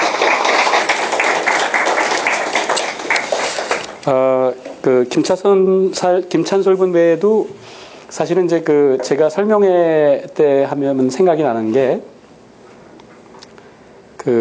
또 한 친구는 동국대학교에서 건축학과를 다닌다고 군대 갔다 와서 설명회가 끝나고 난 다음에 이제 약간의 상담을 했어요. 근데 건축학과니까 이런 금융이나 이런 재무적인 지식이 하나도 없었죠. 그렇겠죠. 그래가지고 이제 그러면 아까 이제 커리큘럼북 얘기를 했습니다만 백그라운드에 따라서 뭐 커리큘럼북을 처음부터 다 읽거나 또 그럴 필요도 없을 수도 있습니다. 그러나 비전공자 같은 경우에는 이제 제가 여러분들한테 해드린 말처럼 회계 원리 해야 되고 이렇게 한 다음에 정말로 커리큘럼북을 열심히 읽으면서 시작해야 된다. 그래야 비전공자로서의 디메리트가 사라진다라고 하니까 이제 어카운팅 프린시플 동영상으로 제공된 걸 다 봤다고 왔어요. 그리고 이제 조금 있다가 이렇게 돈 봉투를 들고 왔어요. 돈 봉투. 그러니까 이제 UPS 멤버십 해가지고 우리가 대학생들한테는 이제 굉장히 이 파이널 리뷰까지 저렴하게 제공을 하는데 온라인인데 오프라인을 듣게 해달라. 그리고 또 내가 아르바이트를 했는데 그 돈 반밖에 지금 없으니 한 30만 원 정도 가져왔던 것 같아요. 이걸 데스크에다가 딱 놓고 나중에 나머지는 갚겠다. 그러니까 강의를 듣게 해달라 그래가지고 시작했어요. 그런데 정말 레벨 1을 공부를 아까 얘기했던 것처럼 커리큘럼북을 가지고 정말 열심히 했는데 나는 내가 여태까지 강의를 하고 지도하고 또 질문 논문 답변하면서 너무너무 힘들었어요. 야, 이런 거를 질문하는구나. 이런 거가 답답해가지고 질문할 수 있구나. 그래서 사실은 제가 강의를 하고 하면서 강의 스킬이 좀 좋아지고 하는 그런 것들은 전부 다 그런 분들의 덕분입니다. 그러니까 아 여기서 막히는구나. 요게 힘들구나. 근데 어쨌든 나를 무지무지하게 괴롭혔는데 1차를 합격했어요. 근데 여러분 놀라지 마시기 바랍니다. 오전 3시간, 오후 3시간 시험을 보는데 1시간 반 만에 더 이상 시간이 남아서 정말 일찍 나왔어요. 그 커리큘럼북을 다 보고 그 비전공자가. 그래서 1차 시험 합격했다고 저한테 찾아왔는데 물론 당연히 그 절반은 갚았죠. 갚고 나서. 근데 이제 이 성공회 대학의 신영복 교수님의 감옥으로부터의 사색이라는 책을 가져와가지고 연필을 꾹꾹 눌러 쓴 글씨로 해가지고 저한테 가져와서 앞으로 더 열심히 공부하겠습니다 해가지고 왔거든요. 그래서 2차 시험을 또 시작했는데 그때도 이제 스타디. 저희가 1차는 스타디를 이렇게 장려하지 않지만 왜냐면 배경이 워낙 다른 사람들이 많기 때문에 1차의 스타디는 그렇게 잘못했을 때 리스크에 빠져버릴 수 있습니다. 모르는 것도 어떻게 돼요? 정확하지 않은 것도 자기들끼리 합의해버립니다. 그렇죠? 잘못된 믿음에 그냥 오리엔트 돼가지고, 그 태도가 중요한데, 그래서 1차는 그 스타디가 또 좋을 수도 있지만, 그렇게 장려하는 편은 아니고, 레벨 2부터는 이제 스타디가 필요해요. 계획하고 서로 도움을 주고 하는데, 그래서 이제 지금 현재 셀사이드에 애널리스트, RA로 계신 분들 등등하고도 같이 여기서 이제 오프라인에서 스타디도 하고 그래가지고 했는데, 정말 이렇게 잘했어요. 그래서 이제 2차 시험도 합격을 했죠. 그리고 이제 군대를 갔다 온 상태였기 때문에 SC제일은행에 이제 계약직으로 1년 동안 있으면서 이제 잡 서치를 하고 하다가 이번 이제 KB에서 이 CFA 최종 합격생을 대상으로 한 이 리크루팅 기회가 별도로 있었어요. 그래서 거기에서 이제 한 명 뽑는데 최종 합격을 해서 그날이 이제 SC제일은행의 정규직으로 바꾸는 날짜와 이 KB의 합격자 발표가 같이 있었던 날인데 KB로 갔어요. 제가 드리려고 하는 말씀은 그 친구가 마찬가지로 이 CFA를 하면서 영어 실력이 굉장히 좋아졌다는 점. 그죠? 그 다음에 이제 아까 레벨 1 합격했을 때, 레벨 2 합격했을 때, 레벨 3 합격했을 때, 이제 각각이 자기가 채우지 못했던 것들의 디메릿은 싹 사라집니다. 그리고 이제 3차 합격을 했기 때문에 제가 이제 요번, 지난 9월 중순에 2013년 레벨 3 이제 이 교육과정 설명회 때 지금 찬솔군과 마찬가지로 여기서 이제 한번 자네의 경험담을 얘기해 보게. 근데 이게 경험이 없다 보니까 잘 못했어요. 잘 못했는데 또 그걸 또 반성 삼아가지고 열심히 자기 프레젠테이션 하는 부분 쪽을 이제 갈고 닦았던 것 같아요. 그래서 이제 KB에 최종 인터뷰 하러 갔을 때는 그걸 거울 삼아서 자신이 이제 요구하지도 않은 프레젠테이션 자료를 가지고 멋지게 해냈다고 하는데 이게 굉장히 덩치가 또 좋아졌어요. 아까 운동을 열심히 하는 것 같아요. 그래서 다 이 체력적으로도 아주 그렇게 개발을 하고 자기 관리를 하고 하는 그런 쪽이 같이 돼야지만 아까 인테그러티로 목적을 달성할 수 있고 그렇게 되면 전 모르겠습니다. 제가 복이 많아서 그런 거라고 생각드는데 CFA 한국협회교육센터에서 같이 이렇게 교육 과정을 운영하고 만나게 되는 그런 이제 수강생 여러분들이 참 착하신 것 같아요. 그래서 이렇게 시간이 지나면서 1차 합격했을 때 2차, 3차 이 교육 과정의 수강생 이 교실에 있게 되는 모습이 정말 시간이 지나면 변합니다. 변해 잘생겨지고 또 여성분들이 이뻐지고 뭐 그러면서 이렇게 정말 그런 성실함이라고 하는 것이 이렇게 쭉 배어있는. 그래서 초기에 제가 이 비즈니스를 시작하고 교육 프로그램 만들고 했을 때 한국신용평가에 있는 저희 고등학교 선배가 거기서도 이제 한신평에서도 이제 CFA를 무디스하고 같이 이렇게 하면서 굉장히 많이 권유하고 집합 교육도 시키고 했었는데 왜 CFA에 대해서 이렇게 권유하느냐. CFA는 사실 그것 자체가 이렇게 했을 때 바로 어떤 그런 실무적인 엄청난 스킬이 이렇게 있는 것이 아니고 사실은 기본의 펀더멘탈을 충실히 한 것이고 또 이 기대가 있잖아요. 익스펙테이션이. 그거에 맞추기 위해서 자기 성실함이 계속 복제되는 부분이에요. 그러니까 CFA 차터 홀더나 또 시작하는 사람한테 CFA 최종 합격했을 때에 기대하는 것이 뭐냐? 성실함입니다.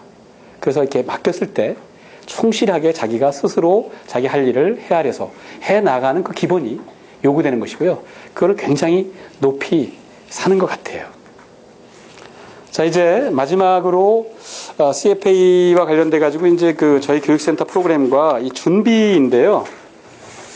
자, 지금 이제 준, 디셈버 그것이 문제로다 이렇게 했단 말이에요. 근데 제가 별로 고민하지 않아도 오늘 이 설명회에 참석한다고 하시는 분들이 이미 6월 시험 보겠다, 12월 시험 보겠다를 이제 이미 다 정했더라고요. 선택에 대해서 고민은 별로 안 하는 것 같아요. 잠깐 참고로 말씀드리면, 자, 레벨 1.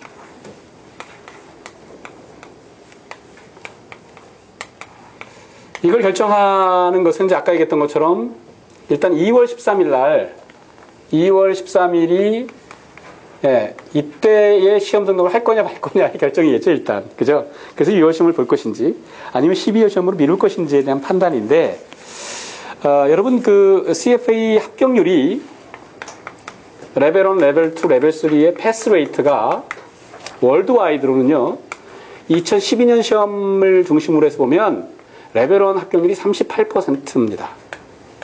레벨 2는 42%입니다. 레벨 3는 52%였습니다. 월드와이드로 설문조사를 했을 때 합격한 사람을 대상으로 해서 각각 공부한 시간이 몇 시간입니까? 라고 물어보면 그들의 대답은 250시간이라고 대답합니다. 합격한 사람들이 대답한 공부 시간입니다. 한국 사람들한테 물어보면 레벨 1의 경우에, 그러니까 이 250시간이 아니라 나는 310시간 공부해서 합격했어요 라고 대답합니다. 그런데 한국 사람들의 레벨 1 합격률은 월드와이드 합격률이 38%인데요. 얼마일까요? 이 월드와이드 1위를 기록하고 있어요. 한국 사람들의 기록이 합격률이 아니고, 첫째, 노쇼. 시험 등록하고 시험장에 안 가는 비율이 세계 1위입니다. 그래서 이제 그렇게 가지고 시험장에 간 사람을 중심으로 해서 합격률을 내는데, 세계에서 가장 낮은 것으로 1위입니다. 세계 신기록을 기록하고 있어요. 그리고 계속 그것은 항상 1위를 하고 있기 때문에 이 아시아 태평양 본부에서 굉장히 궁금해하는 대목이기도 해요. 이유가 뭘까? 왜 한국이 그렇게 시험장에도 많이 안 가고 합격률은 낮지? 그들이 뭐가 문제지? 사실 저도 잘 모르겠어요. 워낙 많은 국내 국민 자격증이 있고 그래서 그런 것인지 잘 모르겠는데, 그럼 그렇게 생각을 해보면 여러분 어때요? 한국의 합격률은 제가 조사를 이게 추정을 해보면 레벨 1 30% 후하게 주면 이 정도 됩니다. 이거보다 아마 낮을 거예요. 레벨 2도 근데 30%입니다. 레벨 3도 30%. 이 정도밖에 안 돼요. 그러면 100명이 시작하면요, 레벨 1 합격한 사람은 이제 어떻게 돼요? 30명이 되는 거죠. 연속해서. 그 다음에 레벨 2까지 되면 이제 30명 중에서 어떻게 돼요? 후하게 주면 10명이 합격을 합니다. 이제 100명이 시작했는데 10명이 남아요. 그러니까 레벨 2 합격은 굉장히 대단한 거예요. 어쨌든 한국에서 그런 퀄리피케이션으로 CFA 도전했는데 내가 2차 합격했어요. 그러면 10% 안에 드는구나. 그러니까 이제 이 채용을 할 때도 어떻게 돼요? 그런 부분을 이제 알기 시작합니다. 10% 안에 드는구나. 그런데 레벨 3까지 합격했다. 실무 경험이 없는데 그럼 어떻게 됩니까? 이제 3명 남습니다. 그리고 또 하나, 한국에서 굉장히 특색이 있는 게, 이렇게 도전해 보다가 그 다음에 떨어지면 시험장에 또 안 오는 비율이 세계 1위예요. 조금 더 끈기 있게 도전하지 않고. 그런 부분들이 이제 결합이 되어 있습니다. 그러니까 사실은 종합적으로 얘기하면 CFA 시험 관련해가지고 이게 긴 과정이다. 그리고 이것이 굉장히 챌린저블하지만 내가 잘 계획성 있게 시작을 하면 충분히 할 수 있을 것 같은데, 그냥 즉흥적인 의사결정, 그리고 이제 너무나 많이 1차 시험에 지배하는 여러 가지 여론인 것 같아요. 이게 굉장히 쉽다. 왜냐면 많이 공부하잖아요. 근데 사실 그게 쉬운 게 아니란 말이에요. 바꿔 말하면 여러분 가장 이 2차 시험의 합격과 3차 시험의 합격까지 못하게 될 굉장히 위험한 합격이 있어요. 굉장히 리스키한 합격. 그게 뭐냐면 1차를 조금 공부했는데 합격을 덜컥 해버리는 거예요. 슈에즈 노트를 읽고. 슈에즈 노트를 폄하하려고 하는 것이 아니라 그렇게 해서 숏컷을 얘기하는 거예요. 숏컷을 강조하는 거예요. 숏컷으로 해가지고 했는데 내가 2달 만에 쫙 했는데 합격했어. 막 유포시키죠. 그럼 그렇게 됐을 경우에 이제 생각해 봅시다. 2차는 2배 이상 어렵잖아요. 근데 이게 쉽다는 인식이 바뀌겠습니까? 잘 안 바뀌어요. 사실 CFA 시험은 그런 게 아닌데. 커리큘럼북에 있는 것을 다 볼 필요는 없지만 선택적으로 보기도 하고 좋은 예를 읽기도 하고 뒤에 있는 문제를 내가 풀기도 하고 이럼으로써 내가 영어 공부도 쌓여가는 그런 것으로 셀프 스타디 할 게 다 제공되는 거니까 1차는 물론 내가 석사 과정에 있고 내가 실무에 한 사람들은 다 볼 필요가 없겠죠. 선택적으로는 보되 그걸 가릴 수 있어야 되는데 일률적으로 그렇다라고 하는 것이 있고 그렇게 해서 결국 합격해버리면 2차 시험을 볼 때 어떻게 됩니까? 아주 늦게 시작을 합니다. 그리고 이제 또 마찬가지의 접근 방법을 하죠. 그런데 2차 시험은 당연히 떨어지죠. 떨어지면 어떻게 돼요? 성적표가 이렇게 나와요. 당신의 점수가 어떻다. 그러면 이제 패스와 페일로만 제시되지만 점수가 나오는 건 아니지만 이 과목이 10개 과목이 쭉 있다고 한다면 50%, 70%. 그럼 여기에 이제 이 구간이 있어가지고 요 에틱 점수가 여기 별 표시가 이렇게 돼 있는 거예요. 이렇게. 그러니까 예를 들어서 내가 합격인데 전 과목이 70% 이상이 찍히면 굉장히 우수한 성적으로 합격한 거죠.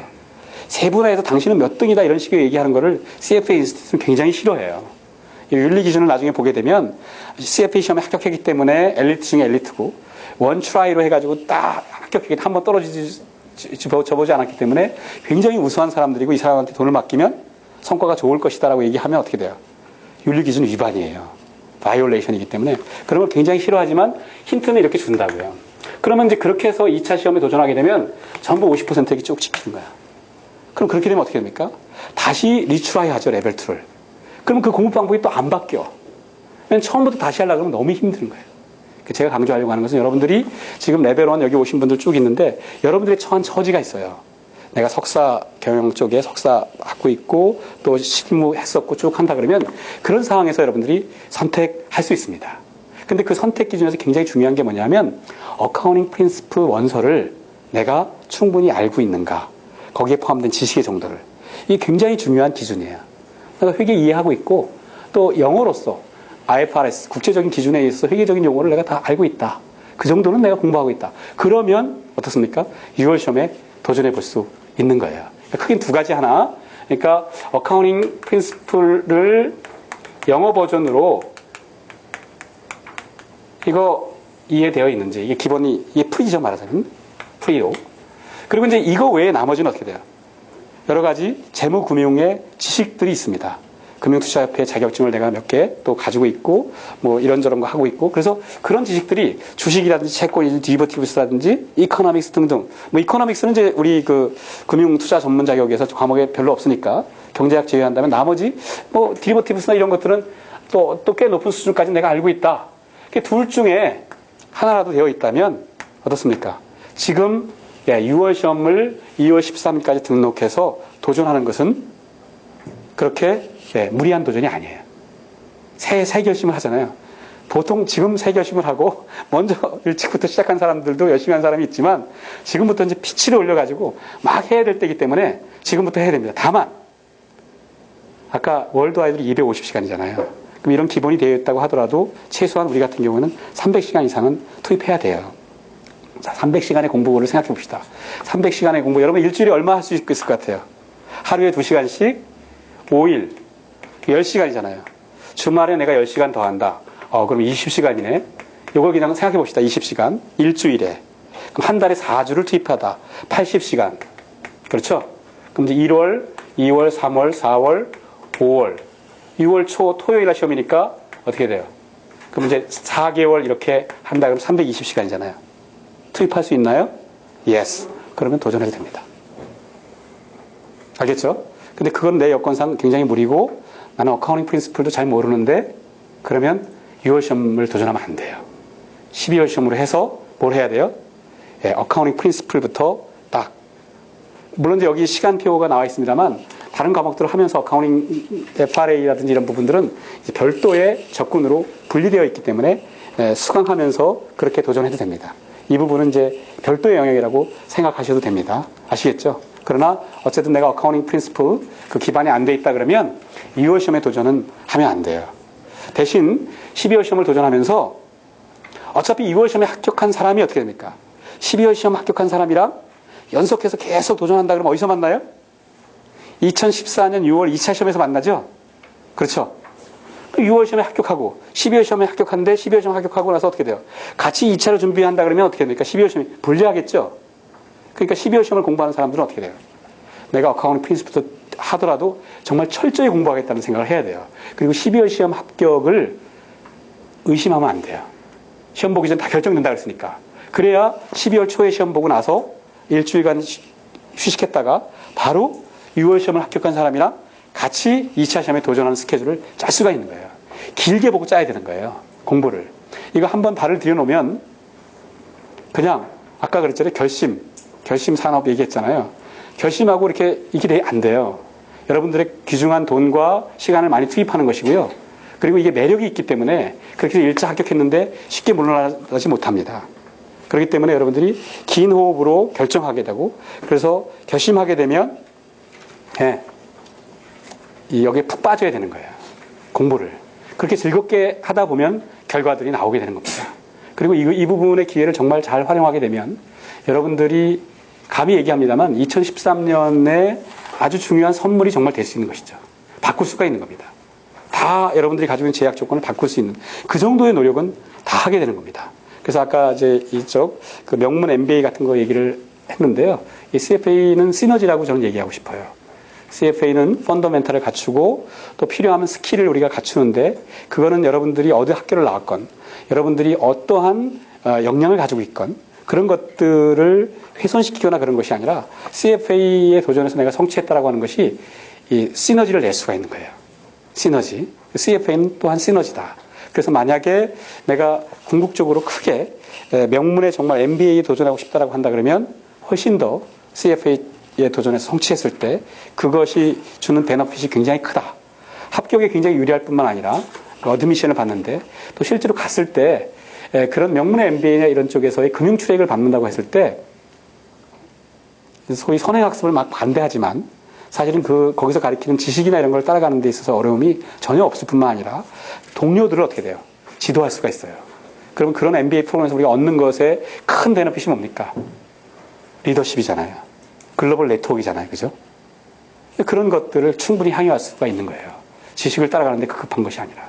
그런 부분들은 다 열려있고, 그래서 세계의 정말 이 명문 MBA들하고도 세계 CFA 프로그램 파트너십이라고 하는 것이 맺어져 있어서 상호 인증하는 미국의 코넬, 그 다음에 영국의 이 런던 비즈스쿨, 그 다음에 인세아드 등등 해가지고 다 어떻습니까?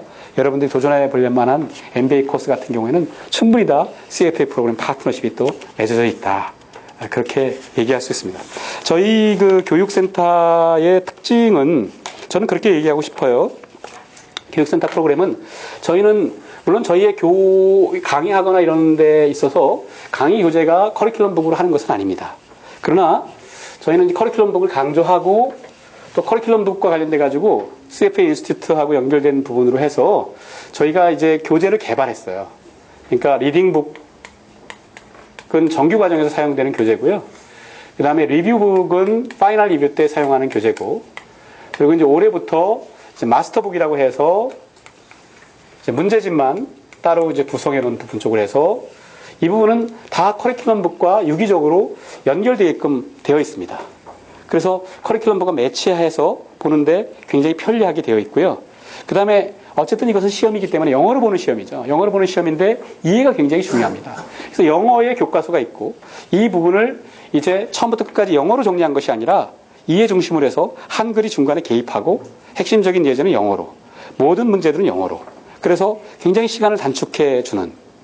그리고 이제 이 리뷰북은 이 리딩북을 아주 컨사이스하게 집약시켜서 단순히 테스트 뱅크로서의 문제를 푸는 것이 아니라 각 리딩별로, 리딩이라고 하는 것은 과목이 있고요, 리딩이 있고요. 이제 챕터죠, 말하자면. 거기에 LOS 중심으로 된 부분 쪽을 굉장히 축약시켜서 정리가 되어 있습니다. 핵심 요약이. 그리고 이제 문제들이 쭉 있어요. 이게 이제 리뷰북이에요. 그리고 이제 이 마스터북이라고 하는 것은 내용은 다 제외하고, 왜냐하면 문제를 풀면서 또 아까 이 뇌를 활성화시키는, 나 재미있는 얘기를 들었는데, 이 지식과 관련된 것도 이 뇌가 편해지는 것을 속이지 않기 위해서, 그죠? 속이기 위해서죠. 속이기 위해서 다양하게, 맞습니다. 핵심 요약된 부분뿐만 아니라 문제도 풀어보면서 사실은 이제 좀 활성화시켜야 되기 때문에 그런 목적으로 마스터북 해서 굉장히 이 커리큘럼북을 빨리 한국 사람들이 편하게 이해하기 쉽게 그렇게 정리가 됐어요.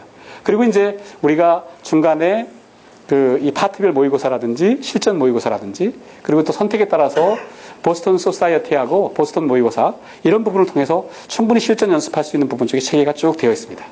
그러니까 저희가 여러분들이 의존해서 맡겨서 전문 교육기관에 도움이 필요하다고 한다면 신뢰해서 맡기면 여러분들의 의지만 가지고 쭉 따라오시면 저희가 쭉 도와드리고요.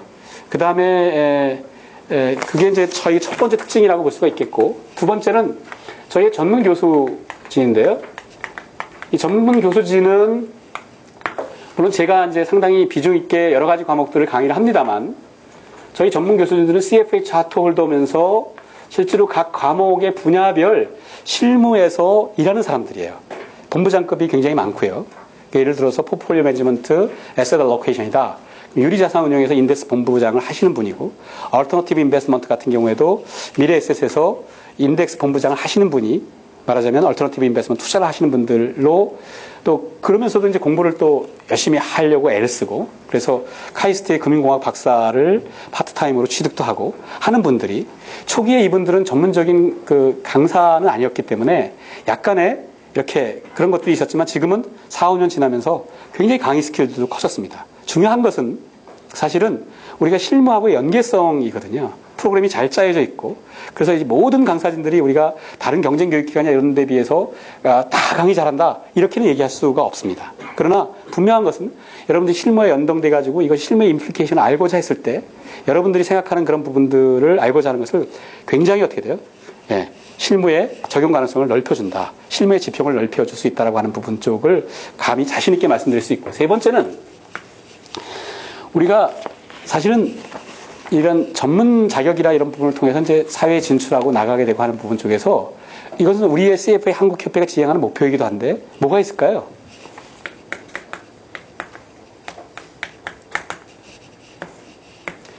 네트워킹이에요. 실무에 계시는 분들하고 필요한 것을 질문하고, 여러분들이 상담이 필요하면 얘기하고, 그분들은 실무에 계시면서 여러분들이 진로나 또 실무적인 어떤 문제에 부딪혔을 때 기꺼이 여러분들하고 같이 시간을 내서 점심을 사주면서 여러분들의 얘기를 듣고 가이드할 수 있는 능력이 되어 있으세요. 그래서 그런 것을 통해서 우리가 네트워킹 할 수 있는, 그리고 CFA 합격 이후에 어떻게 됩니까? 레벨 4가 있는 거죠. 그 레벨 4라고 하는 것은 이제 CFA 인스티튜트에서 멤버에게 주어지는 각종 파이낸셜 에너지 저널이나 이런 것들을 우리가 트랜슬레이트하고 같이 컨텐츠를 만들어 나가고, 또 우리도 논문을 쓸 수 있는 역량을 키우고 하는 부분 네트워킹화 되는 겁니다. 그래서 제가 보기에는 많은 이제 교육기관들이 쭉 있지만, 저희 CFA 한국협회가 운영하는 교육센터는 여러분들에게 CFA 정신을 간접적으로 스며들게 하고, 또 여러분들이 공부하면서 당연히 합격률을 높이는 거죠. 그리고 네트워킹으로 연결시킬 수 있고, 또 실무에 적용 가능성을 해주고, 그리고 이제 정말로 많이 답답한 것 중에 하나는, 많이 준비했는데 취업하기가 굉장히 어렵잖아요. 그런 쪽에서 우리가 어떤 것을 개런티 할 수는 없으나, 그런 네트워킹을 통해 가지고 여러분들이 필요한 스킬이 있다고 한다면 스킬을 채워줄 수 있는 거, 또 소개할 수 있는 거, 이런 것들을 이제 많이 구상하고 같이 고민하고 한다, 그렇게 말씀드릴 수 있습니다. 그리고 이제 사실은 스칼러십 문제 같은 경우도 이제 CFA 인스티튜트가 한국의 그 시장에 한 100명 정도의 그 스칼러십을 적절하게 교재비 제외한 나머지들이 지금 여러분들한테 대상은 아니에요. 2013년 관련된 스칼러십은 끝났기 때문에. 그러나 그것이 매 첫 시험만 하는 것이 아니기 때문에 2014년, 2015년 이후에도 우리가 적절하게 스칼러십을 저희가 선정을 하고 하는 부분 쪽에서, 또 그런 그 시험 등록 스칼러십뿐만 아니라 우리 그 교육센터가 교육 과정에 참여했을 때 이제 오프라인 혹은 출석, 또 이런 실전 모의고사의 성적 객관적으로 증빙할 수 있는 걸 통해 가지고 저희가 이 교육 과정에서의 장학생도 또 뽑습니다. 그래서 그런 것들이 또 트랙 리코드로 우리가 있다고 한다면 다양하게 추천하는 그런 부분 쪽에서 노력을 하고 있다, 그런 말씀을 드릴 수가 있고요. 아까도 얘기했던 것처럼 이제 여러분들 나눠둔 자료에서 핸드아웃을 잠깐 보면요, 이제 6월 시험을 보실 분들은 그 첫 번째 장에 있는 거예요. 그래서 지금 이미 이제 과정이 진행되어 있고, 저희는 지금 가급적이면 4월 중순까지는 모든 정규 과정을 마치고 가급적 빠른 시간 안에 파이널 리뷰에 진입하려고 애를 씁니다. 그것은 왜냐하면 실제로 시험이 6월 첫째 주 토요일이기 때문에 시험 보기 전에 중순까지는, 5월 중순까지는 모든 과정이 맞춰져서 실제로 자기 정리가 보름 정도는 필요한 스케줄이 수험생이 유리하기 때문에 그렇게 되어 있습니다. 그래서 6월 정규 과정은 이 강의장에서의 수업은 1월 18일, 그죠? 이번 주 금요일서부터 포트폴리오에 나머지 과목이 있고 지나간 과목은 온라인으로 강의를 들을 수가 있는데 이것이 이제 만약에 선택한다면 온오프 수강이 되는 것이고 만약에 온라인만 수강한다 그러면 지나간 것과 함께 앞으로 돌아올 것은 계속 촬영이 이루어지면서 온라인으로 있으니까 그렇게 해서 이제 과정을 선택할 수 있습니다. 그 다음에 이제 두 번째 페이지는 12월 시험을 보실 분들 같은 경우에는 아직 시간이 있기 때문에 이제 1월 26일 날 퀀터티브 메소드부터 수업에 참여하시면 됩니다.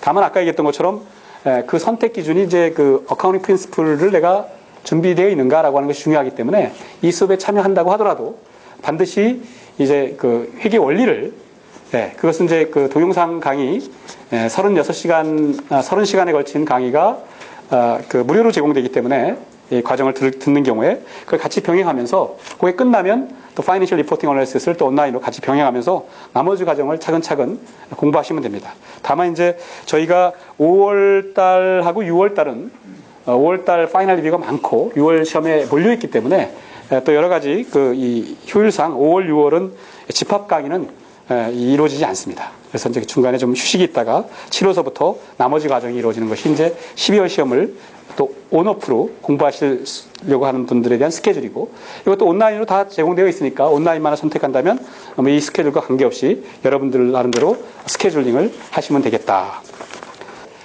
오늘 설명회는 이것으로 마치겠습니다. 어쨌든 여러분들 오늘 설명회가 2013년 새해를 시작하면서 여러분들의 처지에 따라서 또 큰 비전을 가지고 의사결정하는데 조금이라도 도움이 되는 정보가 제공됐으면 하는 바람입니다. 자, 이만 설명회를 마치겠습니다. 감사합니다.